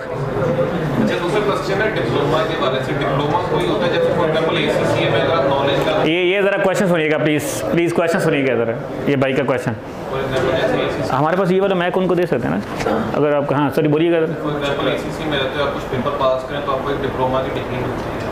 डिप्लोमा को वैल्यू देते हैं डिग्री टेस्टेशन या अप्लाई करते हैं? नहीं, मैं ये कह रहा था कि देखें सी इंटर जैसे उसके बेस में मेरा वीज़ा 2 वीज़ा जो है ना वो सी इंटर की बेस पे लगे हैं, ठीक है। तो इवन इस तरह की और भी डिग्री को भेजे, अब डिप्लोमा देखना पड़ेगा कि वहाँ पे वो रजिस्टर्ड है कि नहीं, अगर वो है। दूसरी चीज़ ये है कि कुछ लोग क्या करते हैं, मतलब ये फाइनेंस का तो एक है CPA प्रो या UK करके वो चले जाते हैं, आपके नॉलेज में है? CPA की बेस पे भी लग, CPA पाकिस्तान की बेस पे भी लग जाते हैं। ICAP को रिप्रेजेंटेटिव बैठे हैं इसलिए मैं खामोश हूँ, मैं खुद भी वैसे ICAP यूई चैप्टर का हिस्सा हूँ। CPA UK मतलब मैं एक जगह पढ़ रहा था। हाँ चल जाता है। लेकिन मैं बताऊँ कि लगने को ना आए तो ICAP की डिग्री पे भी नहीं लगता। ICAP का जो सर्टिफिकेट है ना इस पर भी समटाइम प्रोफेशनल वीज़ा नहीं लगता, रिजेक्ट कर देते हैं। और ये क्यों करते हैं, ये उनकी मर्जी है। मतलब वहाँ पे ये ऐसे है जैसे एक पार्टनर के पास आप फाइल लेके जाएंगे तो वो कोई गलती नहीं निकालेगा, दूसरे के पास ले जाएंगे वो गलती निकालता है। तो ऐसे ही है, वो उनकी किसी भी मर्जी आ जाए तो उसको रोक लेता है, किसी की मर्जी ना आए तो वो चल भी जाता है। मैंने खुद CA इंटर की बेस पे 2 दफ़ा लगाया, और बहुत से लोग हैं जो क्या CA क्वालिफाइड की बेस पे जो है ना वो रिजेक्ट हो जाता है। वो बोलते हैं नहीं आप वो जो यूनिवर्सिटी की डिग्री लेके आओ।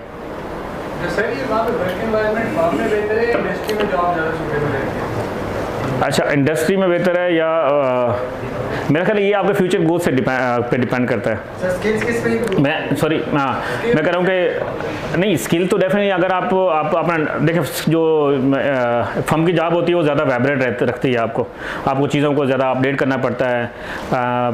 कोई भी यानी कि टैक्सेशन में अगर आप हैं तो आपको बार बार टैक्स पढ़ना पड़ेगा। आप IFRS में हैं तो रोज़ाना की अपडेशन आती रहती है, आपको वो पढ़नी पड़ेंगी, ऑडिट की पढ़नी पड़ेंगी, तो आपको ज़्यादा वाइब्रेंट रहते हैं, आपका ज़्यादा सोशल नेटवर्क बढ़ता है, आप ज़्यादा लोगों से इंटरेक्ट करते हैं, आपका उतना कॉन्फिडेंस ज़्यादा बढ़ता है। अगर ख़ास तौर पे अगर आपने फ्यूचर में अपना कोई बिज़नेस करना है तो फिर आपके लिए ज़रूरी बेहतर है कि आप फर्म में ही जाएं। और इंडस्ट्री में ये है कि वो डेफिनेटली आपको थोड़ा सा सुकून होता है एज़ कम्पेयर टू फर्म के। फर्म वाले लोग जो है वो ईद वाले दिन भी काम कर रहे होते हैं, लेकिन इंडस्ट्री वाले शायद भी कर रहे होते हैं। अच्छा मैं वो इसका आंसर करता हूँ। मैं ये कह रहा था कि तो आपके मेरा ख्याल है कि आपको जो है ना आपके फ्यूचर गोल्स, एक सिचुएशन ये है कि आपको जो जॉब मिल जाए वो आपको चाहिए, फिर तो कोई चॉइस ही नहीं है ना। ये क्वेश्चन तब आता है जब मेरे पास इंडस्ट्री की भी लाइन लगी हुई है, 2-4 इधर से भी ऑफर लेटर्स हैं, 2-4 इधर भी हैं, तो फिर आपको देखना है कि मेरे लिए बेहतर क्या है। वो आपके फ्यूचर जो है ना वो फ्यूचर डिसाइड करेगा कि आपको फ्यूचर में कहाँ जाना चाहिए। ठीक है, मतलब मैंने जो सेकंड जॉब ली तो मैंने फर्म में की। द रीज़न वाज कि मुझे लगा कि यार 2 साल लगाने के बाद मुझे अपनी फर्म बनानी है। ठीक है, तो अब मैं शायद इंडस्ट्री वाले हो सकता है मुझे एक एक्स अमाउंट दे रहे हैं, उससे कम भी मैं ये दे रहा हूँ, क्योंकि मुझे पता है कि मुझे फ्यूचर में जो है वो अपनी फर्म बनानी है, तो मैं फर्म प्रेफर करूँगा। आपको लगता है कि नहीं मुझे वाइब्रेंट रहना है तो और मुझे प्रेशर और उस पर फ़र्क नहीं पड़ता, तो फिर आप फर्म में जाएँ। अब लगता है कि थोड़ा सुकून वाली जॉब चाहिए और ग्रो वक्त के साथ साथ होता रहेगा, तो वो फिर फर्म से इंडस्ट्री में जाना शायद ज़्यादा आसान है, लेकिन इंडस्ट्री से फर्म में जाना थोड़ा सा मुश्किल है। तो ये भी आपको सोचना चाहिए कि अगर आपको लगता है कि मैं वापस आऊँगा फिर फर्म में, तो शायद आपको वो ना ले, फिर लें भी तो वो आपको फिर ज़ीरो से स्टार्ट करना पड़ेगा। फिर कुछ लोगों का ये भी होता है, मिसाल तौर पे वहाँ पे PwC में इसलिए जॉब करते हैं, PwC UK में चले जाएंगे, USA में चले जाएंगे, गार्डन पॉइंट। फिर इंडस्ट्री में भी आपको अगर एक इंडस्ट्री ऑप्शन है, इधर से मिसाल तौर पर PwC का ऑप्शन है, इधर से ABC छोटी सी इंडस्ट्री का ऑप्शन है, तो शायद आप कहें कि यार मेरे करियर के साथ एक बड़ा नाम लग रहा है, मैं वो प्रेफर करूँ। तो ये डेफिनेटली एक इसका शायद कंक्लूसिव आंसर नहीं है, मतलब एक, लेकिन आपको सर्कमस्टांसेस को देख के आपको देखना है कि मेरा फ्यूचर के साथ जो अलाइन हो, सैलरी वाइज अलाइन हो सकता है। कुछ समटाइम ये होता है कि एक जगह पे वीकेंड 2 दिन का ऑफ होता है, एक जगह पे 1 दिन का होता है, एक जगह पे बहुत लेट सिटिंग हो रही होती है, एक जगह पे बहुत लेट सिटिंग नहीं हो रही होती, एक जगह पे दिन रात काम करना पड़ता है, एक बिल्कुल कंफर्ट सिचुएशन होती है, एक पे आपकी ग्रोथ के आगे उनकी, यानी कि एक जगह पे 500 अकाउंटेंट बैठा है, एक दूसरी फार्म में है जो कि जिसमें 10 लोग काम कर रहे हैं, तो शायद आप 500 वाले में जाएँ क्योंकि आपको आगे ग्रोथ नज़र आ रही है। तो ये सारे मेरे ख्याल मल्टीपल फैक्टर्स हैं जिस बेस पे आप डिसाइड करेंगे कि आपको फर्म में जाना चाहिए या नहीं। लेकिन अगर आपका कुछ पहले से प्री प्लान अगर कोई गोल है ना, मिसल आप यहाँ से जाते हैं, आप बोलते हैं ये मैंने 2-4 साल काम करना है और उसके बाद मैंने अपनी फर्म बनानी है, तो फिर आप डेफिनेटली आप बेयर करें और अपनी फर्म में ही किसी में जाएँ। सर ये जॉब सर्च के लिए डायरेक्शन क्या होती है आपके लिए? फर्म में सर्च करें, आगे क्वालिफाइड करने के लिए जो इधर इंडस्ट्री में बैठा है, वो जाके सर्च करें। देखिए मैं वही बात कर रहा हूँ कि अगर आपका ये प्लान है कि आपने अपनी फर्म ही बनानी है। नहीं सर, एक है ना कि वो तो दोनों तरफ बंदा अप्लाई कर रहा है, चांसेस कहाँ मिलने के ज़्यादा चांसेस है आपको जॉब फर्म में मिलने? किसी को पहले दिन जाकर इंडस्ट्री में जॉब मिल जाती है, किसी को फर्म के लिए जॉब लेने में 3 महीने लगते हैं। मेरा ख्याल ये तो शायद अपॉर्चुनिटी पे डिपेंड करता है। जैसे आपने बताया कि BCom, MCom, अब मुझे खुशी हो रही है कि मैं ना तकरीबन 6 साल से यूई में ये करता हूँ इस तरह के ना, तो हमारे 10-12 क्वेश्चन के बाद ख़त्म हो जाते हैं, लेकिन अल्हम्दुलिल्लाह इधर जो है ना वो मैं क्यों सोच रहा हूँ, क्योंकि हम ना हमेशा ये सोचते थे कि यार हमें पाकिस्तान की मार्केट को नहीं देखना चाहिए, हम जो लोग यहाँ पर आ जाएँ तो हम उनको संभालें तो बड़ी बात है। ये उनका भला हो जिन्होंने मुझे पर्सनली इंगेज किया कि आप हमें टाइम दे दें, तो मैंने सोचा कि वहाँ पे 5 लोगों को टाइम देना है तो वहाँ पे ज़्यादा लोगों को टाइम देना, तो अल्हम्दुलिल्लाह ढेर सारे क्वेश्चंस हैं, अच्छी बात है। हाँ सॉरी, जैसे आपने बताया कि BCom, MCom इन डिग्रीज के ऊपर इजीली वीज़ा लग जाता है बनिस्बतन सर्टिफिकेशन जी।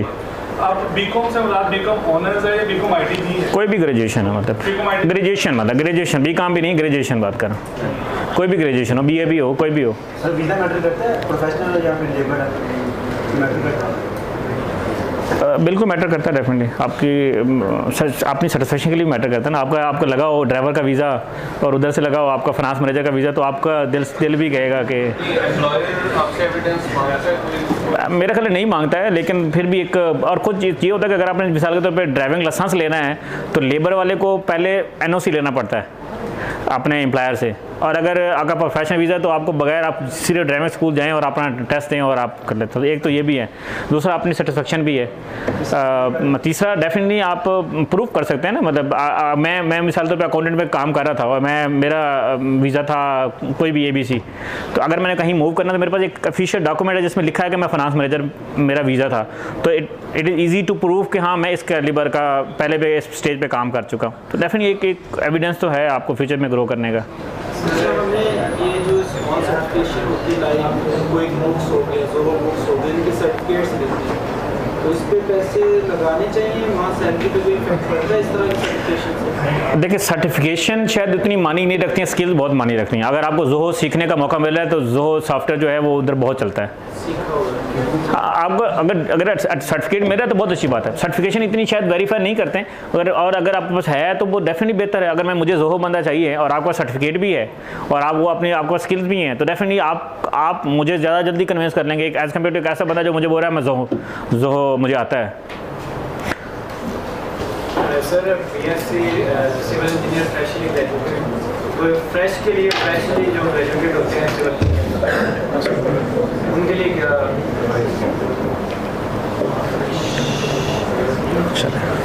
क्योंकि फ्रेश के लिए सॉरी दोबारा बोलिएगा सर। मैं freshly BSc civil engineer graduate हूँ, तो फ्रेश जो मार्केट है वहाँ कैसी है? देखिए मैंने कभी भी अकाउंटिंग के अलावा सोचा भी नहीं कभी, तो मुझे अकाउंट्स वहाँ पे हमने इवन मैं आपको बताऊंगा कि हम वहाँ पे कैसे काम करते हैं, लेकिन हम सिर्फ अकाउंट्स के लोगों को डील करते हैं।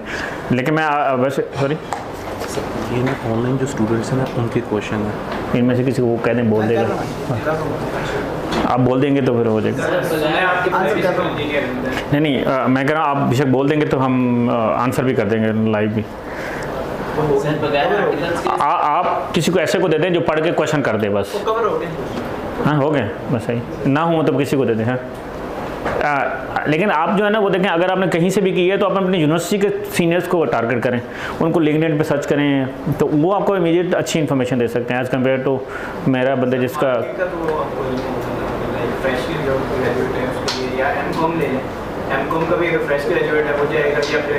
नहीं। मैं पहले बता रहा था कि जो खासतौर पे ACCA M.Com B.Com ये जो MBA लोग हैं, बेहतर है कि जहाँ से कुछ ना कुछ स्किल्स लेके आएँ, बजाय से कि आप जस्ट यूनिवर्सिटी से निकलें और आप चले जाएं।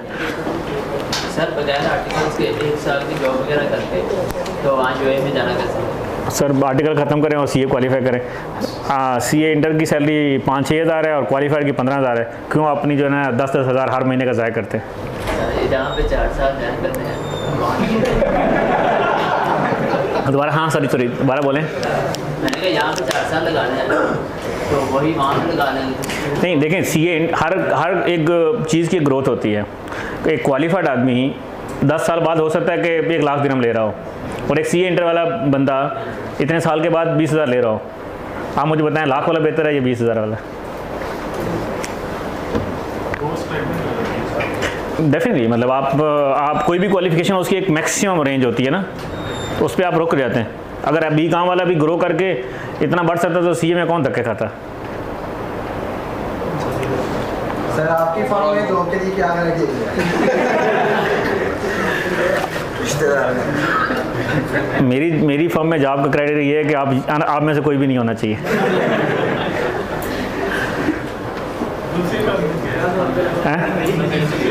आपके एक्सपीरियंस में जो लोग आते हैं वो ACCA क्वालिफाइड भी होते हैं, CA दोबारा बताइएगा सर। जो लोग अप्लाई करते हैं अपने क्वालिफाई की बात की है तो CA भी होते हैं, ACCA भी हैं, CPA भी। इधर इन तीनों में उधर सैलरी में डिफरेंस है या एक जैसी? CA ACCA और CPA या ACM में यानी CPA almost equal to M.Com B.Com है सैलरी के हिसाब से। जो ACCA है वो आप कह लें कि मोरलेस क्वालिफाइड ACCA वो CA इंटर के बराबर है, सैलरी रेंज की बात कर रहा हूँ, इवन लोअर देन 10 या उसके बराबर। और जो CA क्वालिफाइड है वो तो बादशाह है,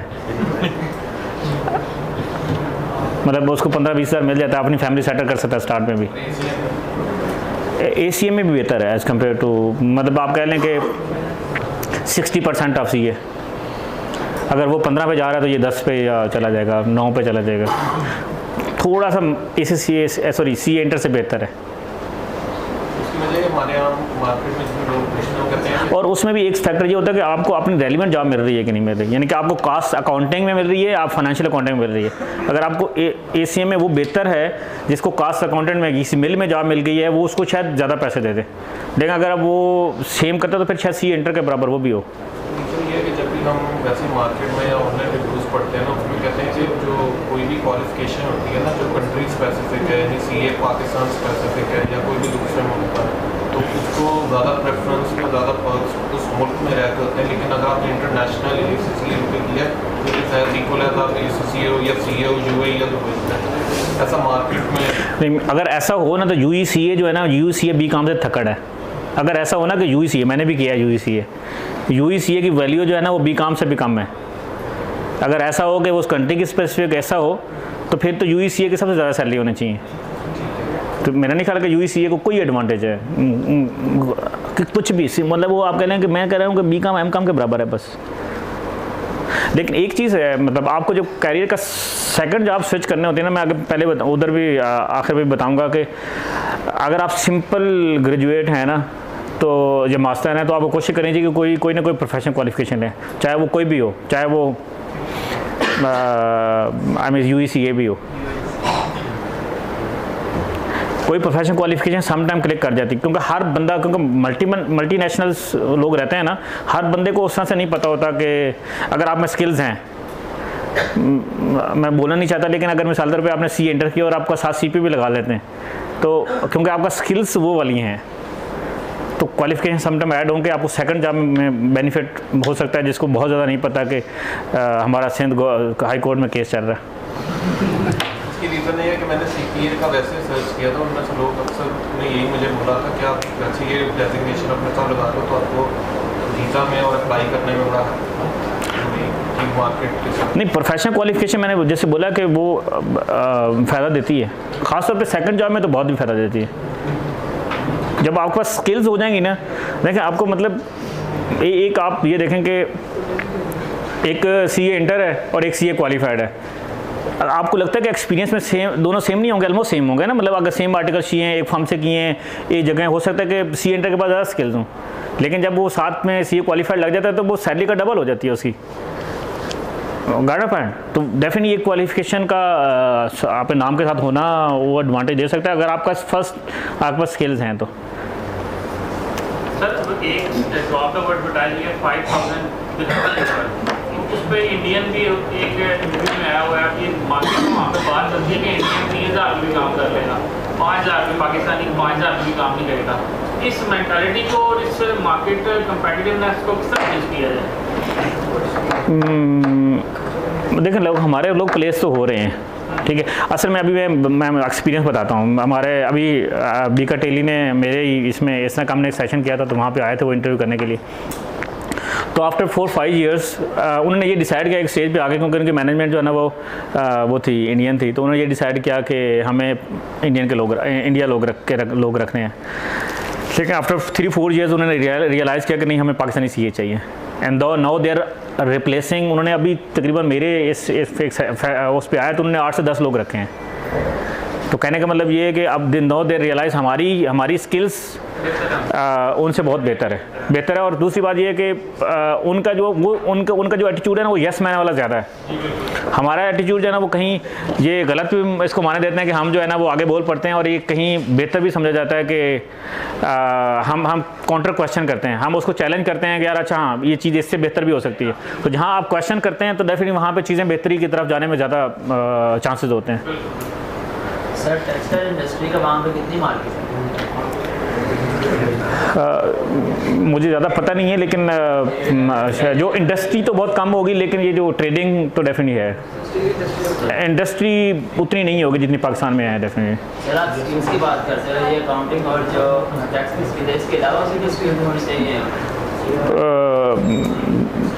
दोबारा बोले कौन सी स्किल्स? टैक्स और मतलब टैक्सेशन और अकाउंटिंग की जो है उसके अलावा कम्युनिकेशन स्किल भी एक स्किल है। हो जाती है। देखिए आपको 2-3 स्किल चाहिए। एक ये है कि जो काम आप करना चाह रहे हैं उसको आप एफिशिएंट तरीके से करते हैं, उसके लिए जो भी स्किल चाहिए वो होनी चाहिए, और आप उसको लोगों तक पहुंचा सकते हैं, वो दूसरी स्किल है, वो कम्युनिकेशन। वहाँ की IT की काफ़ी जो है एडवांस स्किल है। हाँ, वो IT मैं बोल रहा हूँ, अगर वो IT आपको काम करने में ज़रूरी है तो वो आपको स्किल सीखनी चाहिए। मिसाल के तौर पे आपको MS ऑफिस आपके काम के लिए बहुत ज़रूरी है, हमारे अकाउंटेंट के लिए, तो वो होना चाहिए आपके पास। मैं ये नहीं कह सकता कि आप शायद CA क्वालिफाइड को वेबसाइट डेवलपमेंट भी करके जानी चाहिए, मैं नहीं एडवाइस करूँगा, क्योंकि वो शायद उस तरह से उसकी जॉब में उसके लिए रेलिवेंट नहीं है। या आपको जो है ग्राफिक डिज़ाइनिंग आनी चाहिए कि नहीं आनी चाहिए, वो मेरा ख्याल है आपके लिए वो बात कर रहा हूँ ना। अब जहाँ पे हम जो मतलब एक्सेल के मतलब रेलिवेंट सीख देते हैं जो भी होती है, लेकिन वो बड़ी लिमिटेड सी होती हैं। वहाँ पे भी सेम होती है या वहाँ पे एडवांस अगर आप एडवांस है स्किल वहाँ पे सिखा देते हैं इस तरह? मेरा ख्याल सेम ही है, मतलब वैसी कोई वो नहीं है, एडवांस ऐसा नहीं है। मेरे कहने का मतलब कि मैक्सिमम जितनी स्किल्स आप यहाँ से दे सकते हैं, जो आपको अपॉर्चुनिटीज़ हैं अवेलेबल, उसमें से बेस्ट करने की कोशिश करें बस, बाकी फिर आ जाएँ। सर फ्रेशर को वहाँ पे जॉब मिलने कितने चांसेस हैं? बिल्कुल फ्रेशर। देखिए, मैं लोगों को बोलता हूँ हर बंदा एक यूनिक प्रोडक्ट है और हर एक को जो है ना वो उसकी स्पेस होती है, लेकिन आपके लिए डेफिनेटली अगर आप करियर के बहुत स्टार्ट में आते हैं और आपका वो एक्सपीरियंस नहीं है तो आपको पूरी ज़िंदगी पे करना पड़ता है उसका। मिसाल के तौर पे हमारा एक CA का स्टूडेंट है, CA आर्टिकल जिसने किए हैं, उसकी जो एनालिटिकल स्किल्स होती हैं, डिफरेंट कंपनियों के ऑडिट किए होते हैं, तो वहाँ पे वो जब भी किसी मुश्किल में फंसता है तो वो बहुत जल्दी अपना रास्ता बना लेता है। लेकिन अगर आप बिल्कुल फ्रेश गए हैं और आप वहाँ पे पेबल में बैठ गए हैं और आप 4 साल पेबल में गुजार दिए हैं तो 5 साल आप पेबल के बाहर इतना नहीं सोच सकेंगे। लेकिन एक जो आर्टिकल है उसने जिसने 4 साल किए हैं वो मल्टीपल इंडस्ट्री के मल्टीपल जो उसके सेक्शंस हैं उसका एक्सपीरियंस होगा, तो उसको कल किसी ऐसी पोजीशन पे आप बिठाएं जहाँ पे उसको डिफिकल्ट सिचुएशन में अपना रास्ता निकालना हो, तो डेफिनेटली वो जो बंदा है जो आर्टिकल जिसने किए होते हैं, और मेरा ख्याल है हमेशा मैं ये बोलता करता हूँ कि हमारा जो CA का खास तौर पर जो आर्टिकल्स हैं, ये मेन डिफरेंस है हमारे जो बाकी क्वालिफिकेशन किसी भी, चाहे वो इंडियन की क्वालिफिकेशन है, चाहे वो ACCA है, चाहे कोई और भी दुनिया की कोई भी है, तो मेन हमारा जो डिफरेंस है जिस वजह से हमें ज़्यादा एडवांटेज मिलता है वो CA के आर्टिकल्स हैं। ये पानी आ गया। इसके अलावा सर मैं समझता हूँ ये तो एक प्लेटफॉर्म जिसने आपने इंट्रोड्यूस करवाया है, मेरा पहली दफ़ा ये पाकिस्तान में, इससे आगे मैं समझता हूँ थोड़ा इस तरह का एक ओपन ग्रुप या फेसबुक ग्रुप इस तरह होना चाहिए जहाँ पे जो जॉब सीकर्स हैं ना वो खुद ही एक दूसरे को बताते हैं क्या अपडेट्स हैं, वे इंडस्ट्री में क्या चल रहा है, कि आपस में सब लोग बातें करते हैं। हम इसी ग्रुप को इसी में कन्वर्ट करते हैं। वैसे हमारा 2B विजिटर के नाम से ऑलरेडी ग्रुप है, 2B विजिटर के नाम से ना हमारा ऑलरेडी ग्रुप है, जो अभी पाकिस्तान बैठे होते हैं।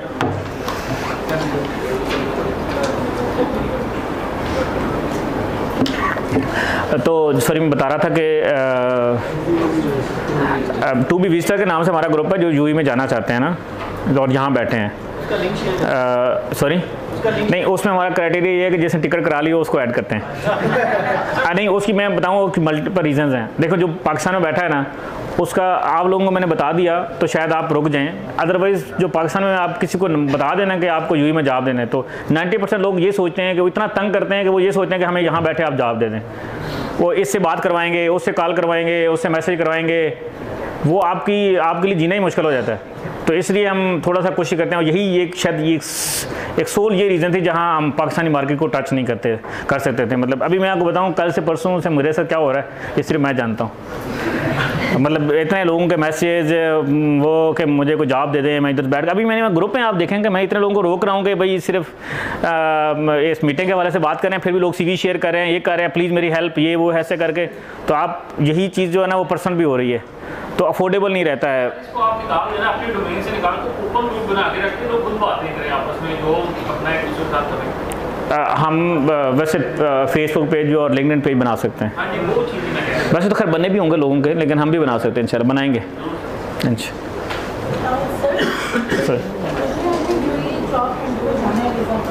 तो आपके पास एक्सपीरियंस है तो उसके अलावा ऐड ऑन क्या चीज़ होनी चाहिए जो आपको एटलीस्ट ये इंश्योर करे कि आपकी 7.5 पे एटलीस्ट हो जाएगी बिल्कुल ऐसे से बिकॉज SSC का ब्रैकेट ऐसे हो कि 78 से ऊपर नहीं जाता। देखिए सबसे बेस्ट है तो जो आप वैल्यू एडिशन कर सकते हैं वो है नेटवर्किंग। कि आप जितनी बेहतर अपने वहाँ पे जो ACC के रिप्रेजेंटेटिव हैं उनसे जितनी बात कर सकते हैं, जितने आपके सीनियर्स जूनियर्स वहाँ पे है, तो मतलब मेरी जो फर्स्ट जॉब हुई थी तो मुझे किसी ने बोला कि हमें मेरे ऑर्गेनाइजेशन ने बोला कि हमें 2 बंदे चाहिए, तो मैंने वो वहाँ पे 2 बंदे रखाया जिनकी तवक्को थी कि हम 3,000 तक हम जॉब करना चाहते हैं, बट मुझे इंटरनली पता था कि उनका बजट 6 से 7 हज़ार है, तो मैंने उनको पहले बताया कि 6-7 हज़ार से नीचे नहीं आना है। तो वो ये एक नेटवर्किंग थी जो कि उनको बेनिफिट हुआ, जो 3,000 सोच रहे थे उनकी 6 या 7 हज़ार पे जॉब हो गई। तो पहली स्किल तो ये है कि आप जितनी नेटवर्किंग पे काम कर सकते हैं उस पर काम करें। दूसरा ये है कि आप अगर यूई की मार्केट में जो टैक्सेशन है मिसाल के तौर पे उस पर काम कर सकती हैं। अगर आप फर्म को टारगेट कर रही हैं तो जो नए IFRS हैं, जो ऑडिटिंग स्टैंडर्ड्स हैं, उसके ऊपर काम कर सकती हैं। तो बाकी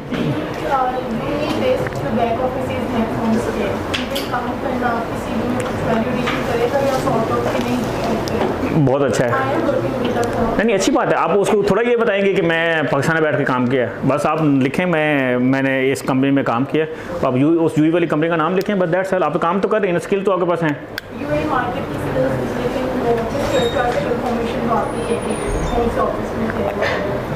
शायद 5% लोगों के जो कि जाके पूछते हैं एम्प्लॉयर के साथ, पिछले एम्प्लॉयर से कि इसने वाकई ये काम किया है, और अगर आप बना के रखते हैं तो यूई वाला ऑफिस भी कंफर्म कर देगा कि हमारे साथ काम किया है।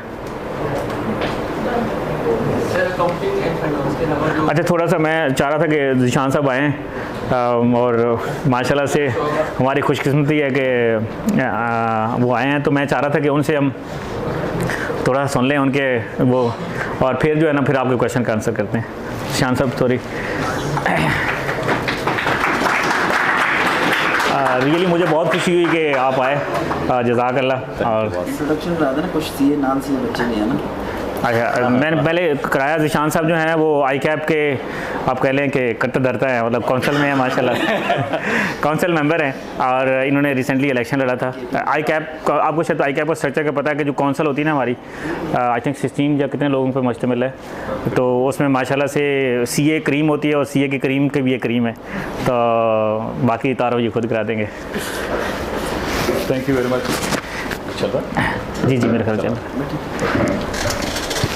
अच्छा, एक तो before I start, I have known Nafal Bhai for almost 2 years now. Ji, election के बाद। Exactly. And इकराम भाई ने मुझे रेफर किया था, और मुझे अभी भी याद है मैंने फिर मेरे ख्याल में इनको मैसेज किया था, और उसके बाद इनका कल ही शाम को बात करते हैं।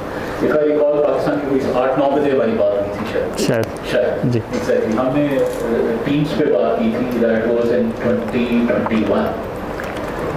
एनीवे, वो डिस्कशन काफ़ी चला, बट उसके बाद जो चीज़ बहुत इम्पोर्टेंट जो मैंने नोट की थी, that was his efforts for the job seekers actually. और वो जो मुझे अभी इन्होंने जिक्र किया कि जी sometimes it becomes difficult to manage, he is right. वो मेरे ख्याल में मेरे रेफरेंस से भी काफ़ी इनको इधर उधर से लोग तंग करते रहते हैं, बल्कि मैंने कल भी एक कैंडिडेट को नंबर दिया है आपका। जो यूए में आके तंग करते हैं ना वो खुशी नहीं, इधर के तंग करने का मकसद इन्फॉर्मेशन लेना मसला नहीं है, लेकिन इधर के लोगों की पहले तो ये होती है कि हमें इधर बैठ के जॉब मिल जाए, वो थोड़ा सा समटाइम और वो फिर मुश्किल हो जाता है। बिल्कुल, हर एक को जॉब देना। But the important point is कि I have seen him putting efforts, or not only in UAE but now in Pakistan also.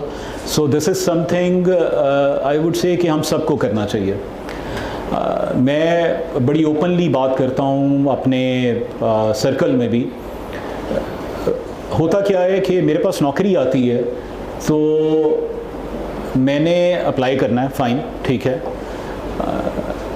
I don't circulate it in my network.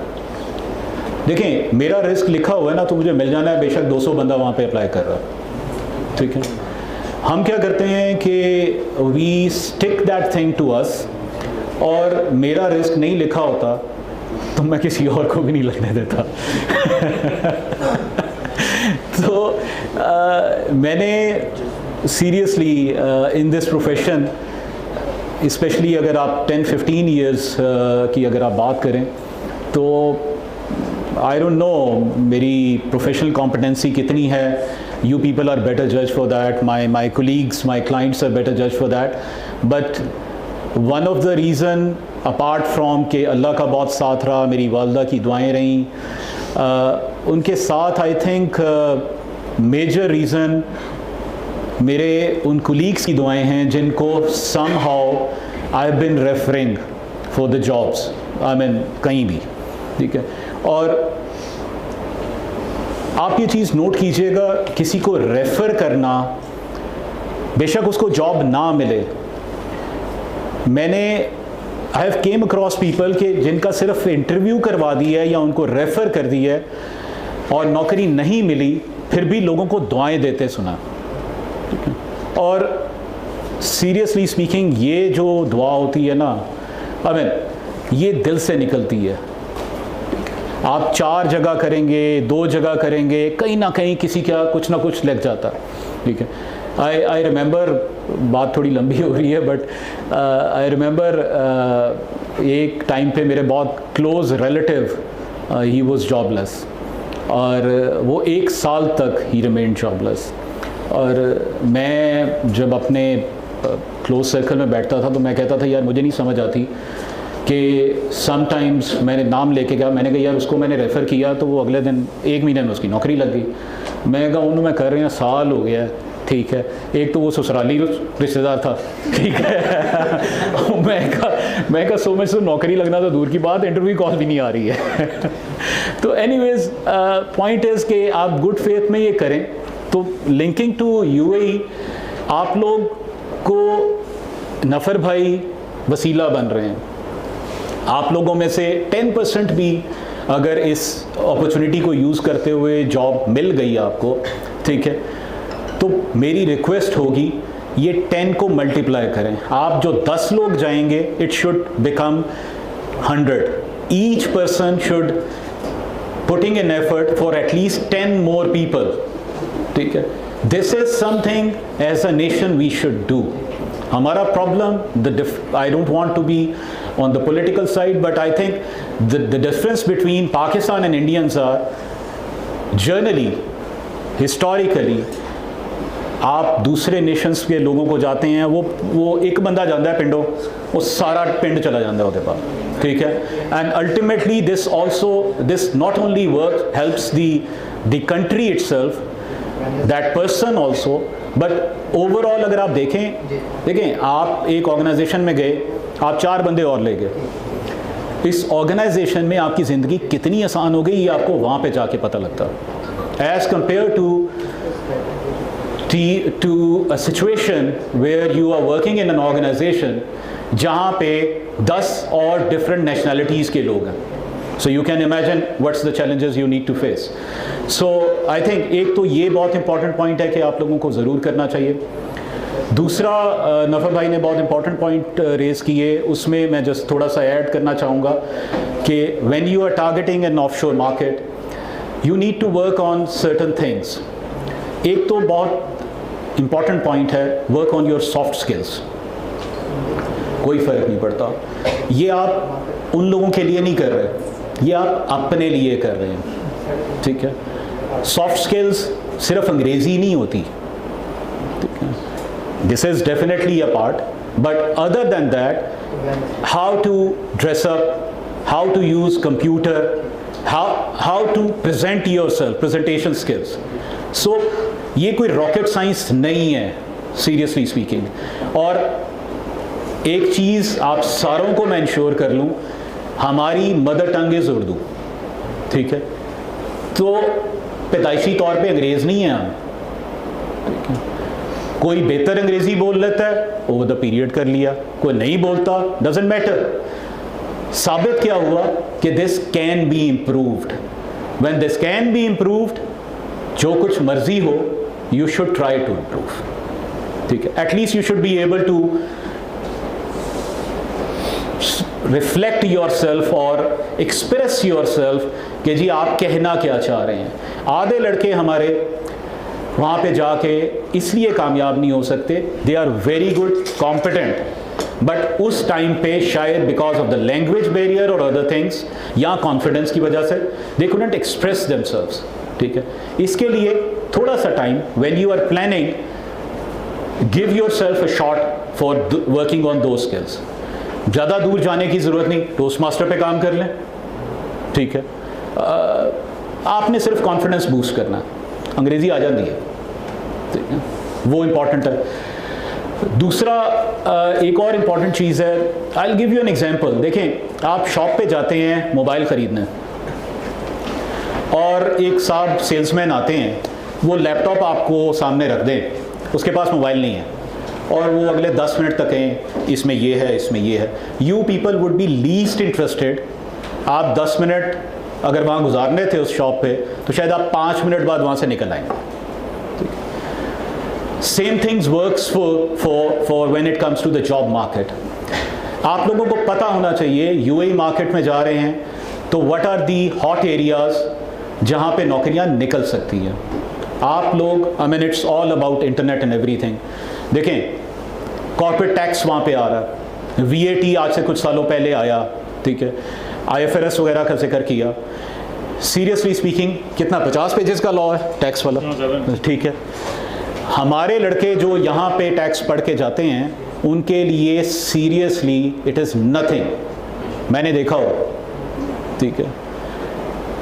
आप लोगों को सिर्फ ये देखना है जिस मार्केट में जा रहे हैं वहाँ पे ट्रेंड क्या चल रहा है आपके प्रोफेशन से रिलेटेड, ठीक है, उस पर महीना लगा लें, गूगल कर लें, पढ़ लें, ठीक है। Then when you go there you know कि अगले को चाहिए क्या है, और फिर आप वो बात करेंगे, अगला आपकी बात भी सुनेगा। अगले का मसला टैक्स का है मार्केट का, आप अकाउंटिंग जाके सुनाई जा रहे हैं उसको, ठीक है, वो सुन लेगा 5 मिनट, वो आखिर में कहेगा okay will let you know, I mean everybody knows what that's mean, ठीक है। सो ये बहुत इंपॉर्टेंट चीज़ है कि थोड़ा सा होमवर्क अपने बिहाफ पे कर लें कि जी उस मार्केट में क्या चीज़ चल रही है, उस पर क्या काम किया जा सकता है। बहुत इजीली अवेलेबल है, ठीक है, और इट इज़ डूएबल, ठीक है।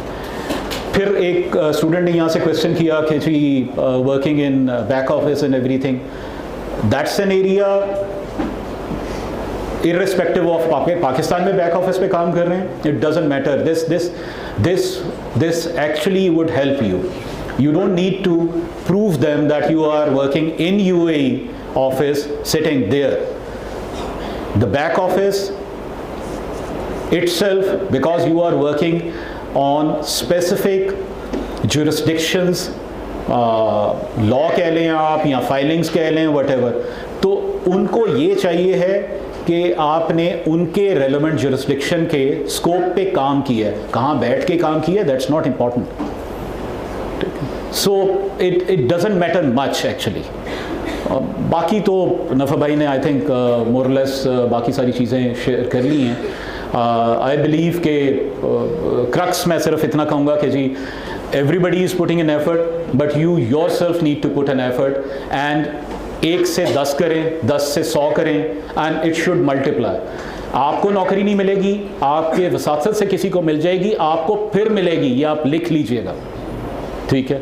हाँ, आप रोकेंगे नहीं आगे करेंगे, आपको तो अपने टाइम पे ही मिलनी है, ठीक है ना, simple as that. Thank you very much, thank you Ikram भाई, थैंक यू भाई, आप आए माशाल्लाह। मेरी खुशकिस्मती है कि आप बार बार, रियली मुझे दिली खुशी होती है कि हमारे लोग, ख़ास तौर पे हम यूजली ये करते हैं कि हम CA के लोग जो ऊपर हम चले जाते हैं तो हम अपने नीचे वालों को भूल जाते हैं, लेकिन ज़ीशान साहब जो है ना माशाल्लाह से तकरीबन 2 साल मेरे साथ अटैच हैं, मतलब मैं लिंक्डइन के साथ जब मेरा आई थिंक इलेक्शन हुआ था, तो उसके बाद ये उनमें से हैं जिनको दिल करता जाके मिलने को, तो जज़ाकल्लाह।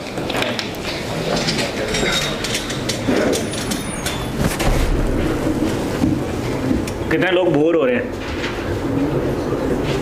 कोई भी नहीं। कितने लोग हैं जो आई के मेंबर हैं? कितने लोग हैं जो बस सोच चुके हैं बस हमने यूई में जाना ही जाना है?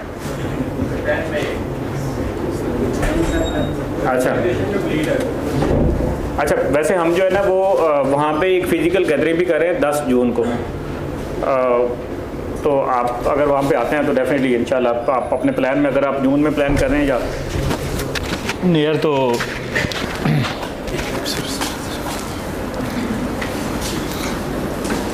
सेट पे देखिए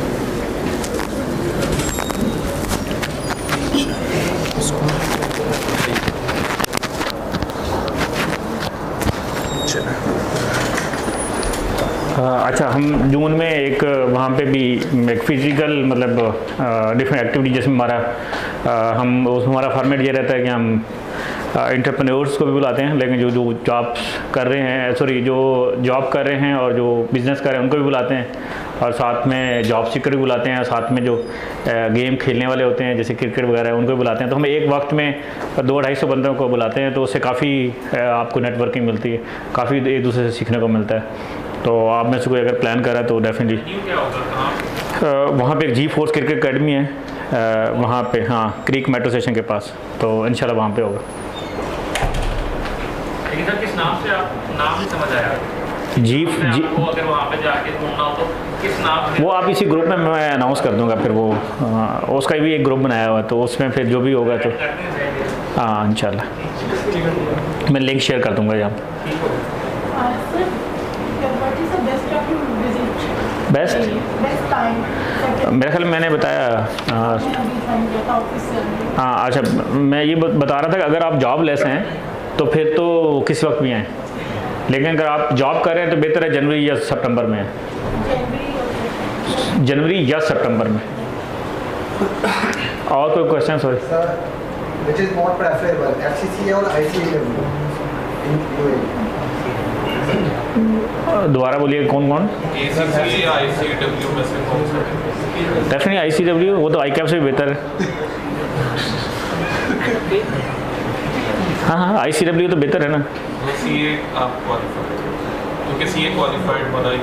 मतलब ICAP मतलब ICAW है ना, वो CA में पहले नंबर पे है शायद, किंग है, तो वो तो उसका तो इसी से कोई कंपैरिजन ही नहीं है।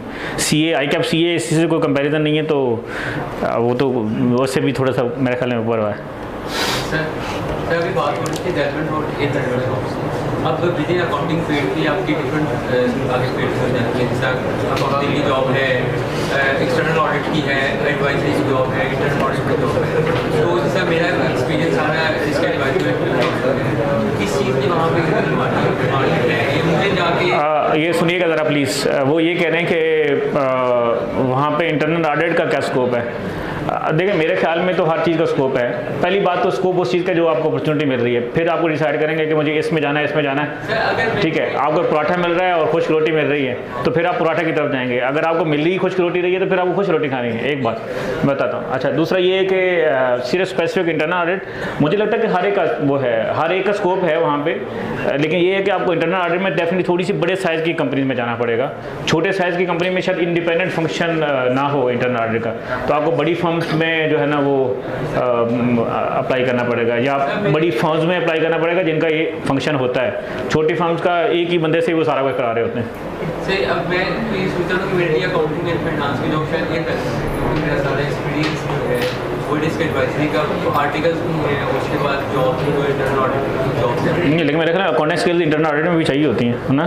आपने वेरीफाई करना ना, वही जो उन्होंने किया है।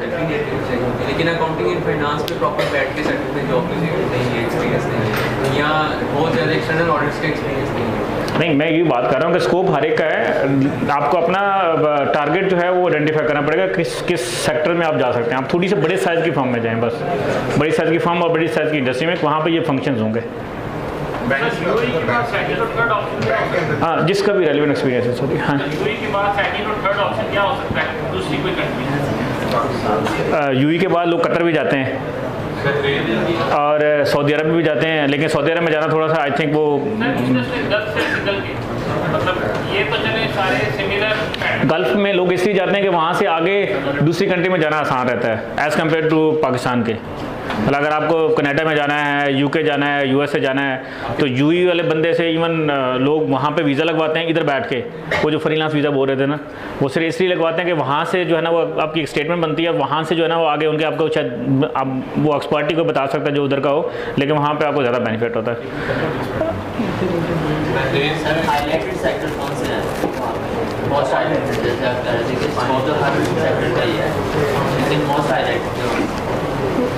सारे सेक्टर्स ही हैं, मुझे मोस्ट हाईलाइटेड, मैंने इस पे काम नहीं किया, बट मेरा ख्याल है ट्रेडिंग तो डेफिनेटली वहाँ पे ज़्यादा काम तो ट्रेडिंग का है। यूई जो है ना वो उसमें ट्रेडिंग सेक्टर जो है ना सबसे बड़ा है, डिस्ट्रीब्यूशन ट्रेडिंग। ब्रेक करके नीचे इनफॉर्मल डिस्कशन करनी है, नीचे कर रहे हैं। अच्छा कुछ चीज़ें सॉरी मेरे ख्याल है क्वेश्चन बहुत ले लिए, कुछ चीज़ें और भी हैं जो मुझे बतानी थी और लोग उठ के जा भी रहे हैं, इससे अंदाज़ा लगा सकते हैं हम बहुत लंबा सेशन कर रहे हैं। मैं कुछ चीज़ें बता दूं, मेरे ख्याल में असल में कुछ लोगों के क्वेश्चन रहते हैं तो वो मैं इधर ही हूँ तो हम उसको आंसर कर लेंगे, लेकिन अगर हम बहुत क्वेश्चन करेंगे तो फिर वो चीज़ें जो मैं शायद सबके लिए बताना चाह रहा था तो वो नहीं हो पाएंगी। तो मैं अभी तक हमने ये कोशिश की कि वो आपको यूई में आने से पहले क्या करना चाहिए और फिर आपके जो क्वेश्चन थे वो हमने आंसर किए। कुछ चीज़ें ऐसी हैं जो कि मैंने ओवर द पीरियड रियलाइज़ की या एक्सपीरियंस की कि वो लोगों को जब यूई में आप पहुंच जाते हैं तो आपको करना चाहिए। उसमें एक चीज़ जो है ना वो ये है कि आप जैसे जाएं आप अपना व्हाट्सएप जो है वो यूई के नंबर पे बनाएं, ठीक है। दूसरी बात ये है कि वहाँ पे जो सिम्स है ना वो वाली सिम ना ले जो आपको एयरपोर्ट मिलती है, वो लें तो फिर टेम्परेरी तौर पे लें, उस पर आप अपने सीवी पे और अपने सारे ऑनलाइन पोर्टल पे ना उसको करें, क्योंकि वो जैसे विजिट खत्म होता है वो एक्सपायर हो जाती है और फिर वो आपके नाम पे कन्वर्ट भी नहीं होती है। तो मैंने बहुत से लोगों को देखा है कि वो सिम ले लेते हैं, फिर 2 महीने रहे तो उसको चलाया और फिर खुदारा खासा उनको वीज़ा एक्सटेंड करना पड़ता है, तो जब वापस आते हैं फिर 0 से स्टार्ट करते हैं क्योंकि वो नंबर सारा एक्सपायर हो चुका होता है। वो आप कोई भी कॉल करेगा जहाँ जहाँ आपकी CV गई है वो बिल्कुल सारी जो आपकी एफर्ट्स हैं ना वो 0 हो जाती हैं। और व्हाट्सएप डेफिनेटली आपका यूई पे नंबर चाहिए, इसकी क्या फ़ायदियत है वो उस पर मेरा ख्याल टाइम नहीं है ज़्यादा बात करने का। दूसरा ये कि यहाँ पे शायद उतनी इंपॉर्टेंस नहीं है, वहाँ पे जो ऑनलाइन जो चैनल्स हैं, डिफरेंट वेबसाइट्स हैं, मिसाल के तौर पे डूबिजल है, bed.com है, लिंक्डइन है, आप और भी गूगल कर सकते हैं, ढेर सारी गल्फ़ टैलेंट है, गल्फ़ नौकरी है, इस तरह के जितने मिचल पेज है, इस तरह के जितने भी पेजेस हैं ना आप जो है इन पे जो है ज़रूर एक्टिव करें। यहाँ एक्टिव हूँ एज़ कम्पेयर टू यहाँ मैं कह रहा था पाकिस्तान में उतना शायद जॉब जो है ना नेटवर्किंग से तो होती है, लेकिन जो वहाँ पे ऑनलाइन जो है वो जॉब्स की प्लेसमेंट ज़्यादा होती है। तो आपको यहीं पे और लिंक्डइन पे ख़ास तौर पे आप जब वहाँ पे जाएं तो आप ओपन टू वर्क करें, ठीक है। प्लस अपनी लोकेशन भी चेंज करें कि आप यूई में हैं इस वक्त। इवन फेसबुक पे भी कोशिश करें कि आप लोकेशन चेंज करें, क्योंकि अगर आप लिंक्डइन पे और आप उधर जाते हैं तो आप कोशिश करें कि आपने जिससे जो भी आपका बनता है ना, मतलब आपके मिसाल तौर पे आपके फर्म के सीनियर्स हैं, आपके CA के सीनियर्स हैं, आपके जो भी जिससे आपको लगता है कि आपके लिए कोई बेनिफिशियल हो सकता है, HR है मिसाल के तौर पर, तो उनको फिर कोशिश करें कि आप लिंक्डइन पर कनेक्ट करें और उनको एक छोटा सा समरी बना के मैसेज भी करें। और एक बल्कि मुझे याद आएगा समरी से कि आप कभी भी किसी को CV भेजें ना तो साथ में एक छोटा सा जो है ना वो मेरा नाम ये है, मेरी क्वालिफिकेशन ये है, छोटा सा एक्सपीरियंस ये है, मेरी वीज़े का स्टेटस ये है, आप एक्सपेक्टेड सैलरी लिखना चाहते हैं तो लिखें, आपकी अवेलेबिलिटी क्या है, ये आपको लिख के CV के साथ अगर ये लिखते हैं ना तो ये बहुत इफेक्टिव है एज़ कम्पेयर टू सिर्फ आप CV भेज दें, क्योंकि हर बंदे ने वो लगाया होता है कि डाउनलोड आपकी मर्ज़ी से करें, ऐसे होता है ना, मतलब व्हाट्सएप पे, क्योंकि हर बंदा इतने स्पेस होती है, लिमिटेड स्पेस होती है। तो आप अगर वो थोड़ा सा मैसेज लिख के दे देते हैं तो हर बंदा मजबूर हो जाता है वो पढ़ने के लिए, ठीक है। और अगर बहुत से लोग ऐसे हैं कि वो आपकी CV डाउनलोड नहीं करेंगे, फिर कुछ लोग डाउनलोड कर लेंगे तो इतनी जहमत नहीं करेंगे, वो सारी पढ़ें, आपका देखें कि आप CA क्वालिफाइड हैं कि नहीं। अब जैसे मिसाल के तौर पर मैं हूँ कि मैंने वहाँ पे ICAP का वो उसमें हूँ, चैप्टर में हूँ, तो मैं तो ढूंढ रहा होता हूँ कि CA क्वालिफाइड हो तो मैं उसको ज़्यादा प्रोटोकॉल दूँ एज़ कम्पेयर टू अगर आप मेरे पर कोई CV आती है जिसमें लिखा होता है कि मैं ICAP मेंबर हूँ, तो डेफिनेटली मैं ऑटोमेटिकली उसको मेरी अटेंशन ज़्यादा मिल जाएगी एज़ कम्पेयर टू जहाँ वो मैं उसको CV डाउनलोड करूँ और पढ़ूँ। समझ बात। इस तरह से अगर कोई ACCA है और अगर आप उस किसी हाथ में लग जाता है जो ACC को ज़्यादा सपोर्ट करना चाहता है, इस तरह से दूसरी क्वालिफिकेशन है, तो आप कोशिश करें कि वो एक छोटी सी समरी जिसको हम यूजली मैं एक फॉर्मेट भी शेयर कर दूंगा जो हम यूजली जब हम मैं थोड़ा सा बताऊंगा हम कैसे काम करते हैं, तो उसमें जो है ना वो समरी जो है ना वो हमेशा CV के साथ वो ज़रूर भेजें। दूसरा इवन गूगल का जो इस्तेमाल है, गूगल में भी आप देखें ना तो आप अपनी जो डिज़ायर्ड जॉब है अगर वो आप सर्च करते हैं, मतलब CA qualified jobs in UAE, और फिर उसमें फ़िल्टर होते हैं कि आप 1 घंटा पहले उसमें लोकेशन होती है, आप वो सेलेक्ट करते हैं तो आपको जो गूगल आपको खुद से फ़िल्टर करके दे देगा किस वेबसाइट ने ये रिसेंटली 1 घंटे पिछले घंटे में या पिछले दिन में इस कैटेगरी, यानी कि मिसाल तौर पे आप चार्टर्ड अकाउंटेंट लिखते हैं, चीफ अकाउंटेंट लिखते हैं, फाइनेंस मैनेजर लिखते हैं जॉब्स, तो वो आप फ़िल्टर कर लेंगे तो वहाँ से आपको बहुत सी जगहों पर जो है ना वो मिल जाएंगी। इस तरह से लिंक्डइन है, लिंक्डइन में भी ये होता है कि आप जॉब सर्च करते हैं, जॉब में फिर लोकेशन भी आता है, लोकेशन में आगे कैटेगरी आता है, डिफरेंट डिफरेंट फ़िल्टर्स हैं वहाँ पे, और फिल्टर करके आप जो है वो रेलिवेंट जॉब तक आप पहुँच सकते हैं आसानी से, एज़ कम्पेयर टू आप ऐसे मोमल लगे रहें। और एक जो अभी जिशान साहब, मैं थोड़ा सा वही चीज़ें रिपीट करूँगा, लेकिन जो हमेशा हम ये सोचते हैं कि यार हमारे लिए जो बेनिफिशियल है ना वो बंदा जो कि यूएई में सेटल्ड है।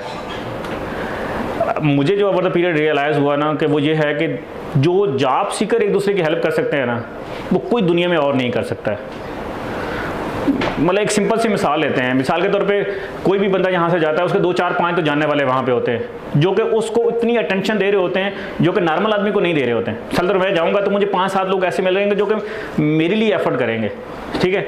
इसमें एग्जांपल लेते हैं कि मेरे वहाँ पे मैं गया हूँ और मेरे 10 ऐसे जानने वाले हैं जो मेरे लिए सोचते हैं कि यार नफ़र अगर वहाँ पे आया है तो मैं उसकी जॉब के ऊपर उसकी जॉब के लिए काम करूँ। इस तरह से कोई दूसरा बंदा है, इस तरह से अगर सपोज हम 10 लोग गए हैं और हमारे 10 के 10 जानने वाले, हर एक के 10 जानने वाले हैं, तो हम अब 100 लोग हो गए हैं जो कि हमें शायद इस ग्रुप में जो हम एक ग्रुप बन गए हैं उसको जो है ना वो हेल्प करने वाला होगा।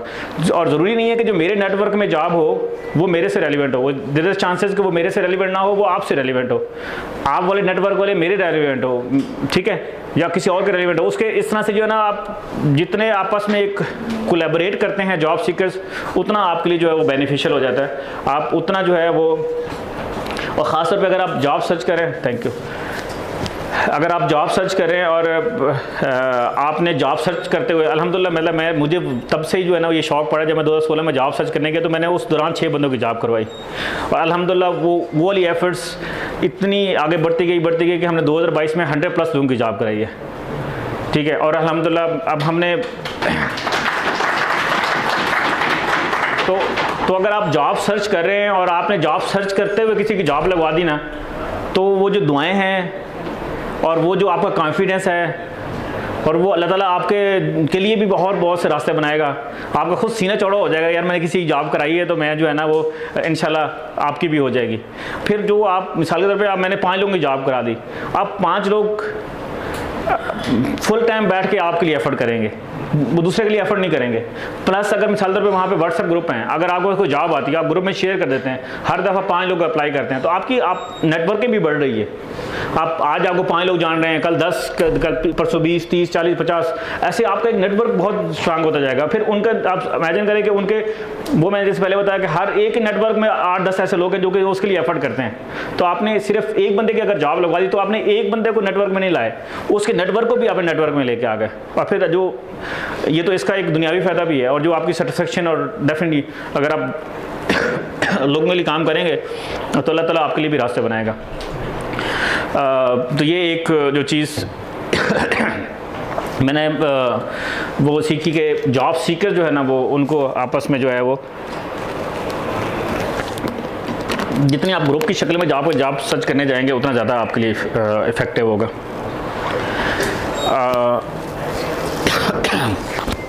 बाकी लोग मेरे से एक और क्वेश्चन पूछते हैं कि हम यूएई में गए हैं तो हम डेली रूटीन क्या बनाएं, तो उससे मैं यही बोलता हूँ कि आप अपने दिन को 3 हिस्सों में ज़रूर डिवाइड करें। एक आप ऑनलाइन अप्लाई कर रहे हैं, दूसरा आप नेटवर्किंग के ऊपर काम कर रहे हैं। और नेटवर्किंग भी मैं आपको बताऊँ कि मुझे हमेशा मैं लोगों को ये एडवाइस करता हूँ कि आप नेटवर्किंग सिर्फ इस वजह से नहीं करें कि मेरा बेनिफिट हो। अगर आप नेटवर्किंग इस वजह से करें कि मैं दूसरों को बेनिफिट पहुंचा सकता हूं, शायद आपका भी बेनिफिट हो एज ए बाय प्रोडक्ट, लेकिन आपकी जो सेटिस्फेक्शन लेवल है ना, जो आपका कॉन्फिडेंस लेवल है, वो बिल्कुल डिफरेंट हो जाता है। मिसाल के तौर पर मैं बहुत से लोगों से इंटरेक्ट करता हूँ, क्या मुझे इसका कोई बेनिफिट नहीं होता ज़िंदगी में? होता है। लेकिन अगर मैं सिर्फ ये नीयत से करूँ कि यार मैं लोगों से, मैं मिसाल तौर पर ये लेक्चर दे रहा हूँ और ये लोग मुझे बेनिफिट दें, तो शायद मेरा वो जो कॉन्फिडेंस है, जो मेरा जो मैं अंदर से बात कर सकता हूँ वो नहीं कर पाऊँगा। गार्डन पर तो आप कोशिश करें कि आप हमेशा किसी से भी अगर नेटवर्क करते हैं तो इस नीयत से करें कि यार आप दूसरों को बेनिफिट पहुंचाना चाहते हैं, तो आपका बेनिफिट भी उसमें होगा इंशाल्लाह। इसके अलावा जो है वो दूसरा मैंने बोला था नेटवर्किंग करें, अपनी ऑनलाइन अप्लाई करें, और तीसरा हिस्सा जो है ना वो अपनी स्किल डेवलपमेंट के ऊपर करें। और स्किल डेवलपमेंट भी हर कैटेगरी के लिए अलग होती है। भले मिसाल तौर पर ऑर्डर फॉर्म में करना चाह रहा है तो वो उसको शायद IFRS रिवाइज करने पड़े, उसको ऑडिटिंग स्टैंडर्ड रिवाइज करने पड़े, कोई टैक्स में करा तो उसको टैक्सेशन करना पड़े, कोई बंदा अगर जैसे खास तौर पे जो हमारे ग्रेजुएट होते हैं उनको शायद ये छोटे छोटे अकाउंटिंग सॉफ्टवेयर सीखने पड़े क्योंकि उनको अकाउंटिंग की जॉब करनी है।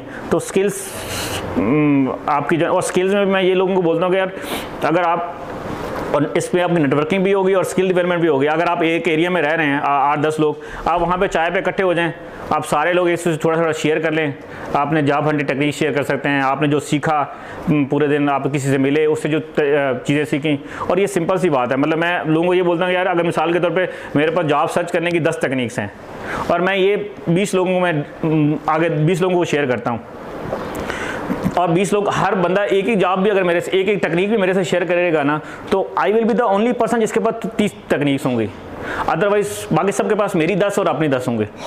तो कोशिश करें कि आपके पास अगर कोई चीज़, जैसे आज आपने बहुत सीखा, क्वेश्चंस किए, मैंने कुछ एक्सप्लेन किया, जिशान साहब ने कुछ एक्सप्लेन किया, आप कोशिश करें इसको लिख लें, लिख के जितने लोगों तक पहुंचा सकते हैं पहुंचा दें। ये माशाल्लाह से रिकॉर्ड हो गया लेक्चर, आप इसको जितने लोगों तक पहुंचा सकते हैं वो पहुंचा दें।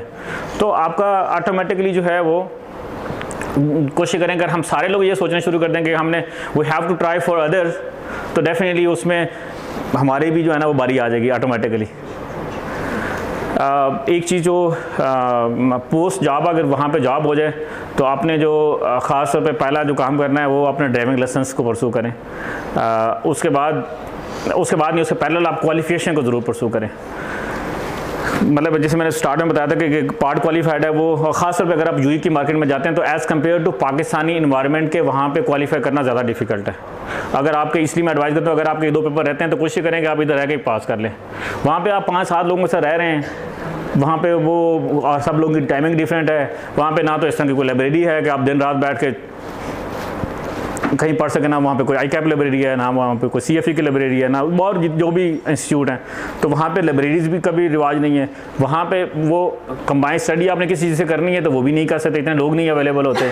तो आपको मैं कोशिश करेंगे, एक तो पहली कोशिश ये करें कि अगर आपके आर्टिकल आप कर रहे हैं तो आप विद इन आर्टिकल जो है ना वो क्वालिफाई करने की कोशिश करें। जितने आप डिले करते जाएंगे उतना आपके लिए जो है ना वो क्वालिफिकेशन मुश्किल होती जाएगी। तो और यूई में जैसे बता रहा था कि अगर आपकी जॉब हो जाती है तो आप फर्स्ट जो आपने काम करना है ना वो अपनी क्वालिफिकेशन को कंप्लीट करना है। जितना आप डिले कर देंगे, जितने आपको जेब में डॉलर आएंगे उतना आप सुस्त पड़ेंगे और उतना आपके लिए मुश्किल हो जाएगा। और ये इनडायरेक्टली जो है वो आप अपना पैसे भी ज़ाया करें। अगर आप मटेरियल पॉइंट ऑफ व्यू से देखें ना, एक तो सेटिस्फेक्शन तो एक अलग चीज़ है, लेकिन आप मटेरियल पॉइंट ऑफ व्यू से देखें तो एक बंदा 6-7 हज़ार रुपये जॉब सर्च कर रहा है और दूसरा बंदा 15 से स्टार्ट कर रहा है। तो डेफिनेटली आप हर महीने की वो जो है ना वो बल्कि कोई बंदा बोलता है, किसी ने यही बोला कि अगर आप क्वालिफाई नहीं करते तो आपकी जो है ना वो उतनी देर आपकी शादी भी डिले हो सकती है, एंगेजमेंट भी टूट सकती है। तो क्वालिफिकेशन एक खास तौर पे जो क्वालिफिकेशन की मैं बात बताऊं तो लोग बोलते हैं कि यार मैं CA क्वालिफाई करके बहुत आगे बढ़ गया हूं तो मुझे ज़रूरत नहीं है। लेकिन एक जो आपने एक टारगेट सेट किया होता है ना ज़िंदगी में, अगर वो आप कभी अचीव नहीं कर सकें तो कहीं ना कहीं आपको जो है ना वो खटकता रहेगा। तो आप कोशिश करें कि आप प्लीज़ जब भी आपको जॉब हो जाए, ख़ास तौर पे अगर आप वहाँ पे चले गए तो आप जो है वो अपनी क्वालिफिकेशन को पे जोर दें, जो कि यहाँ से थोड़ा सा आपके लिए डिफ़िकल्ट हो जाता है। और एक चीज़ जो और मैं आपको एडवाइस करना चाहूँगा कि जिशान साहब ने बताया, मैंने बताया कि आप अपनी स्किल्स को इन्हांस करें, आप अपनी नेटवर्किंग करें, आप जो आपके बस में है कि आप करें। लेकिन ये आप ज़हन में रखें कि हम जो कुछ भी हैं ना, चाहे हमारा एक बाजू नहीं है, चाहे हमारी एक आंख नहीं है, चाहे हमारे पास हमें बोलने का तरीका नहीं आता है, चाहे हम जो भी है, अल्लाह ताला ने हम सबको एक यूनिक प्रोडक्ट बनाया और अल्लाह ताला ने हमारा जो है रिस्क भी कहीं ना कहीं लिखा है। मैंने बहुत से लोग देखे हैं जो कि यूई में गए हैं और जॉब नहीं ले सके और वापस आए हैं और बहुत ज़्यादा सेटल हो गए। मतलब मैं 1-2 दोस्तों को जानता हूँ जहाँ पे बड़ी फर्म बना ली उन्होंने। कुछ लोगों को मैं देखता हूँ कि वहाँ पे गए, उनको जॉब मिल गई और अभी तक पार्ट क्वालिफाइड है, और वो जो लोग वापस आए और क्वालिफाई कर गए। तो अल्लाह ताला ने आपके लिए जो है ना वो कहीं ना कहीं बेस्ट लिखा है। अगर खुदा ना खासा अगर आपकी वहाँ पर जॉब नहीं होती तो आपने आपको this is not the end of the world. ये सारी एफर्ट्स करने के बावजूद कुछ भी नहीं बनता है तो डेफिनेटली हो सकता है कि अल्लाह ताला ने आपके लिए और बेहतर लिखा हो। तो अपने आप को ज़्यादा डीमोटिवेट करने की ज़रूरत नहीं है। और जितना आप ये सोचेंगे नहीं, मेरे जैसे मिसाल के तौर पर वहाँ पे लोग जाते हैं और बोलते हैं अच्छा मैं जिस मर्जी सैलरी पे जॉब करवा लो, ऐसा ना करें प्लीज़। कम से कम अपना एक स्टैंडर्ड बनाएं और उस पर करने की कोशिश करें, क्योंकि आप थोड़ी सी जॉब के बाद फिर अपने आप को जो है ना वो कोसेंगे। बस ये कुछ पॉइंट्स थे, बल्कि मैं एक सिर्फ और अपनी जो है ना वो लाइफ का एक्सपीरियंस शेयर करना चाहूँगा ये कि why I am doing this volunteer work. तो मैं अल्हम्दुलिल्लाह एक गाँव से बिलोंग करता हूँ, और ख़ास तौर पे आपको मैं तकरीबन 8वीं तक हम तकरीबन 10 किलोमीटर पैदल जाते थे और आते थे, और तब जाके हमारा स्कूल इतना दूर था, 10 किलोमीटर पैदल जाना और आना, और तकरीबन गांव में शायद 2-4 लोग पढ़े हों। तो मुझे ये रियलाइज़ जब मैं थोड़ा सा मतलब मैंने एफएससी की, तो मुझे हमेशा लगता था कि यार अगर मुझे लोगों की ज़िंदगी तब्दील करनी है, अगर मुझे कभी वॉलंटियर काम करना पड़ा तो मुझे लोगों की एजुकेशन पे काम करना चाहिए। और वो मैंने कोशिश भी की, और मैं आप लोगों को भी ये एडवाइस करूँगा कि आप जहाँ हैं, ज़रूरी नहीं है हम हमेशा ये सोचते हैं कि यार अगर हम हेल्प करना किसी का मतलब ये है कि आप जेब से पैसे निकालना और उसको देना, ये नहीं है। ये हेल्प करने का शायद आखिरी रास्ता हो, इससे बहुत बेहतर रास्ते हैं जो कि जिससे हम हेल्प कर सकते हैं। मिसाल के तौर पे आपके इर्द गिर्द कोई बच्चा स्कूल नहीं जा रहा, आप कोशिश करेंगे उसको जाके एक मोटिवेट कर दें और उसको स्कूल भेज दें, हो सकता है वो पढ़ जाए और आपकी ज़िंदगी, आप पूरी ज़िंदगी आपको दुआएं दें। कोई बंदा अपने करियर में कहीं स्टक है, मिसाल के तौर पर किसी को यूनिवर्सिटी का, बल्कि मुझे एक्सपीरियंस हुआ, मेरे गांव के 2 लोगों ने मुझे बोला कि यार सीए हमें जो है ना करवा दें। यकीन करो उससे पहले मैं सीए क्वालिफाई कर चुका था और मुझे नहीं पता था कि सीए फ्री भी हो सकता है कि नहीं। आई ट्राई टू सर्च, तो मुझे पता चला कि आई कैप का एक फ़ंड है जिससे ये सीए हो सकता है। फिर मुझे पता चला कि आई कैप के कुछ इंडिविजुअल्स हैं जो कि आई कैप से अटैच हैं और वो जो है ना वो सपोर्ट कुछ। फिर मुझे पता चला कि हर इंस्टीट्यूट जो सीए करवा रहा है इसके कुछ फंड्स हैं जो कि सीए करवा सकते हैं। तो ये जो गाइडेंस है ना, आप सिर्फ आपने देना कि भाई ये वाला रास्ता दिखा देना, इससे भी आप बहुत ज़िंदगी को जो है ना वो चेंज कर सकते हैं। बल्कि मेरी एक लाइव एग्जांपल है कि वो एक मुझे याद है कि जब मैं सीए कर रहा था तो मुझे एक बंदे ने कॉल किया, मुझे बोला कि मैंने एफएससी कर ली है, मुझे किसी मेल में जॉब करवा दें और मैं जो है ना ताकि पढ़ सकूं। तो उसको मैंने सिर्फ ये गाइड किया कि आप ऐसा करें, आप जो है ना वो जब आप जॉब करना शुरू कर देंगे तो फिर बाद में पढ़ना बड़ा मुश्किल काम हो जाता है। तो आप ऐसा करें कि आप यूनिवर्सिटी में अप्लाई करें, आपकी सिर्फ आपकी फ़ीस जाने और मैं जानूँ। यकीन करें कि उसके बाद मैंने ज़िंदगी में उसकी कोई फ़ीस नहीं दी, सिर्फ मैंने ये कॉन्फिडेंस दिया, जैसे उसको यूनिवर्सिटी में एडमिशन हुआ उसने ट्यूशन ढूंढी और अल्हम्दुलिल्लाह वो एमफिल कर गया। तो कहने का मतलब ये है कि आपने सिर्फ रास्ता दिखा दिया। अगर आपने ये रास्ता सही रास्ता दिखा दिया, जो कि आज आप जो सीए इंटर या सीए क्वालिफाई कर चुके हैं उनको बहुत अच्छे से रास्ता पता है, वो एज़ कम्पेयर टू उस बंदे के जो कि बिल्कुल एक अंधेरे में है। तो आप कोशिश करें कि यार जितना कोशिश कर सकते हैं कि एजुकेशन पे किसी को बेशक मोटिवेट करें। समटाइम ये होता है कि आप बहुत सी अखुवत है, इस तरह के और बहुत से इदारे हैं, आप सिर्फ कनेक्ट करा दें बस लोगों से, तो और ज़िंदगी लोगों की बदल जाती हैं। तो आप कोशिश करें कि जितने भी ये मेरी एक सेल्फ मोटिवेशन थी, क्योंकि मैं बिल्कुल रिमोट एरियाज़ में था जहाँ पे एजुकेशन नहीं करते। और फिर मैं जब दुबई में खास तौर पे गया तो ये हम एक कलेक्टिव लोग गए थे और वहाँ से ये हमें एक्सपीरियंस हुआ कि यार वहाँ पे हमारा कोई होना चाहिए जो कि हमें गाइड कर सके, मोटिवेट कर सके, रास्ता दिखा सके। और ज़रूरी नहीं है कि हम जॉब दे सकें, लेकिन अल्हम्दुलिल्लाह मैं जैसे पहले भी बताया कि हम सिर्फ ये रास्ता दिखाते हैं। छोटी गैदरिंग कर ली, चाय पे गैदरिंग कर ली, किसी खेल पे गैदरिंग कर ली, लोगों को मोटिवेट कर दिया, लोगों को कनेक्ट कर दिया, इससे भी अल्हम्दुलिल्लाह जो है ना वो 100+ लोगों की जॉब हो गई। और अगर हम यही सारे लोग करना शुरू कर दें, तो मैं बता रहा था कि जो मुझे ज़िंदगी में लगा कि यार सबसे पहले अगर आपको कभी भी ज़िंदगी में वॉलंटियर काम करना है तो एजुकेशन पे काम करें। दूसरा, अगर आप कभी कोई वॉलंटियर काम कर सकते हैं तो अपनी इस पे काम करें, जॉब्स प्लेसमेंट पे काम करें। और तीसरा, अभी मुझे ज़िंदगी में रियलाइज़ हुआ बिज़नेस करने के बाद कि कभी भी आप ज़िंदगी में ऐसी स्टेज में आए ना कि आपकी जो बेसिक नीड्स हैं वो पूरी हो रही हैं। मतलब आपको कम से कम जो सैलरी कमाना है, जो आपके सोर्स ऑफ इनकम हैं करंट, उससे आप अपनी ज़िंदगी चला सकते हैं। तो try your luck for business as well, जो कि हमारी कम्युनिटी में बहुत कम है। हमारी कम्युनिटी में मतलब हम सारे जितने पढ़े लिखे लोग होते हैं ना, खासतौर पर पढ़े लिखे लोग और दूसरे लोग भी ऐसे ही हैं तकरीबन, हम हमेशा ये सोचते हैं कि यार हमें बस जॉब करनी है और हमें लाख वाली जॉब मिल जाए, 2 लाख वाली, 10 लाख वाली। आप इमेजिन नहीं कर सकते कि बिज़नेस में कितने फ़ायदे हैं। आप खुद कर सकते हैं, आप 2-4 लोगों से कोलैबोरेट करके कर सकते हैं। जब आप अपनी बेसिक नीड से ऊपर आते हैं, कोशिश करें कि जो है ना वो बल्कि मैं आपको एग्जांपल देता हूँ। वहाँ पे क्या है, इंडिया में एक स्टेट है केरला। वो लोग जिशान साहब क्या करते हैं कि वो 7 लोग जॉब कर रहे हैं, उनमें से एक बंदे को कहते हैं कि आप जो है ना हम आपको एक ग्रॉसरी स्टोर बना के देते हैं, खासतौर पर उनको जो अनपढ़ लोग होते हैं। उससे क्या होता है, 2-4 लोग वहाँ से बुला लेते हैं, गांव से बुला लेते हैं, एक बंदा वहाँ पे गया। अब 7 लोग जो है ना वो उसको सपोर्ट करते हैं फाइनेंशियली भी, और अगर बिजनेस नहीं चला तो उसकी फैमिली को भी सपोर्ट करते हैं। अब मुझे उतनी ही सैलरी मिल रही है, मेरी फैमिली उसी से सक्सेसफुली चल रही है, तो मैं पागल हूँ कि मैं बिज़नेस नहीं करूँगा। गार्डन पॉइंट वो एक बंदा सेटल होता है, एक स्टोर चलता है, फिर दूसरे बंदे को बना के देते हैं, फिर तीसरे बंदे को बना के देते हैं, चौथे बंदे को बना दे देते हैं। 2-4 साल में सारे 7 लोग आ जाते हैं। और आप 7 लोगों में आप देखें कि कितने लोग जुड़ गए, उस गाँव से कितने लोग आ गए हैं वहाँ से। जैसे हमारे CA के जो है ना वो मैं जानता हूँ 8-10 लोग जॉब वो करते हैं, बिजनेस करते हैं, हर एक के पास 10-15-20 लोग हैं।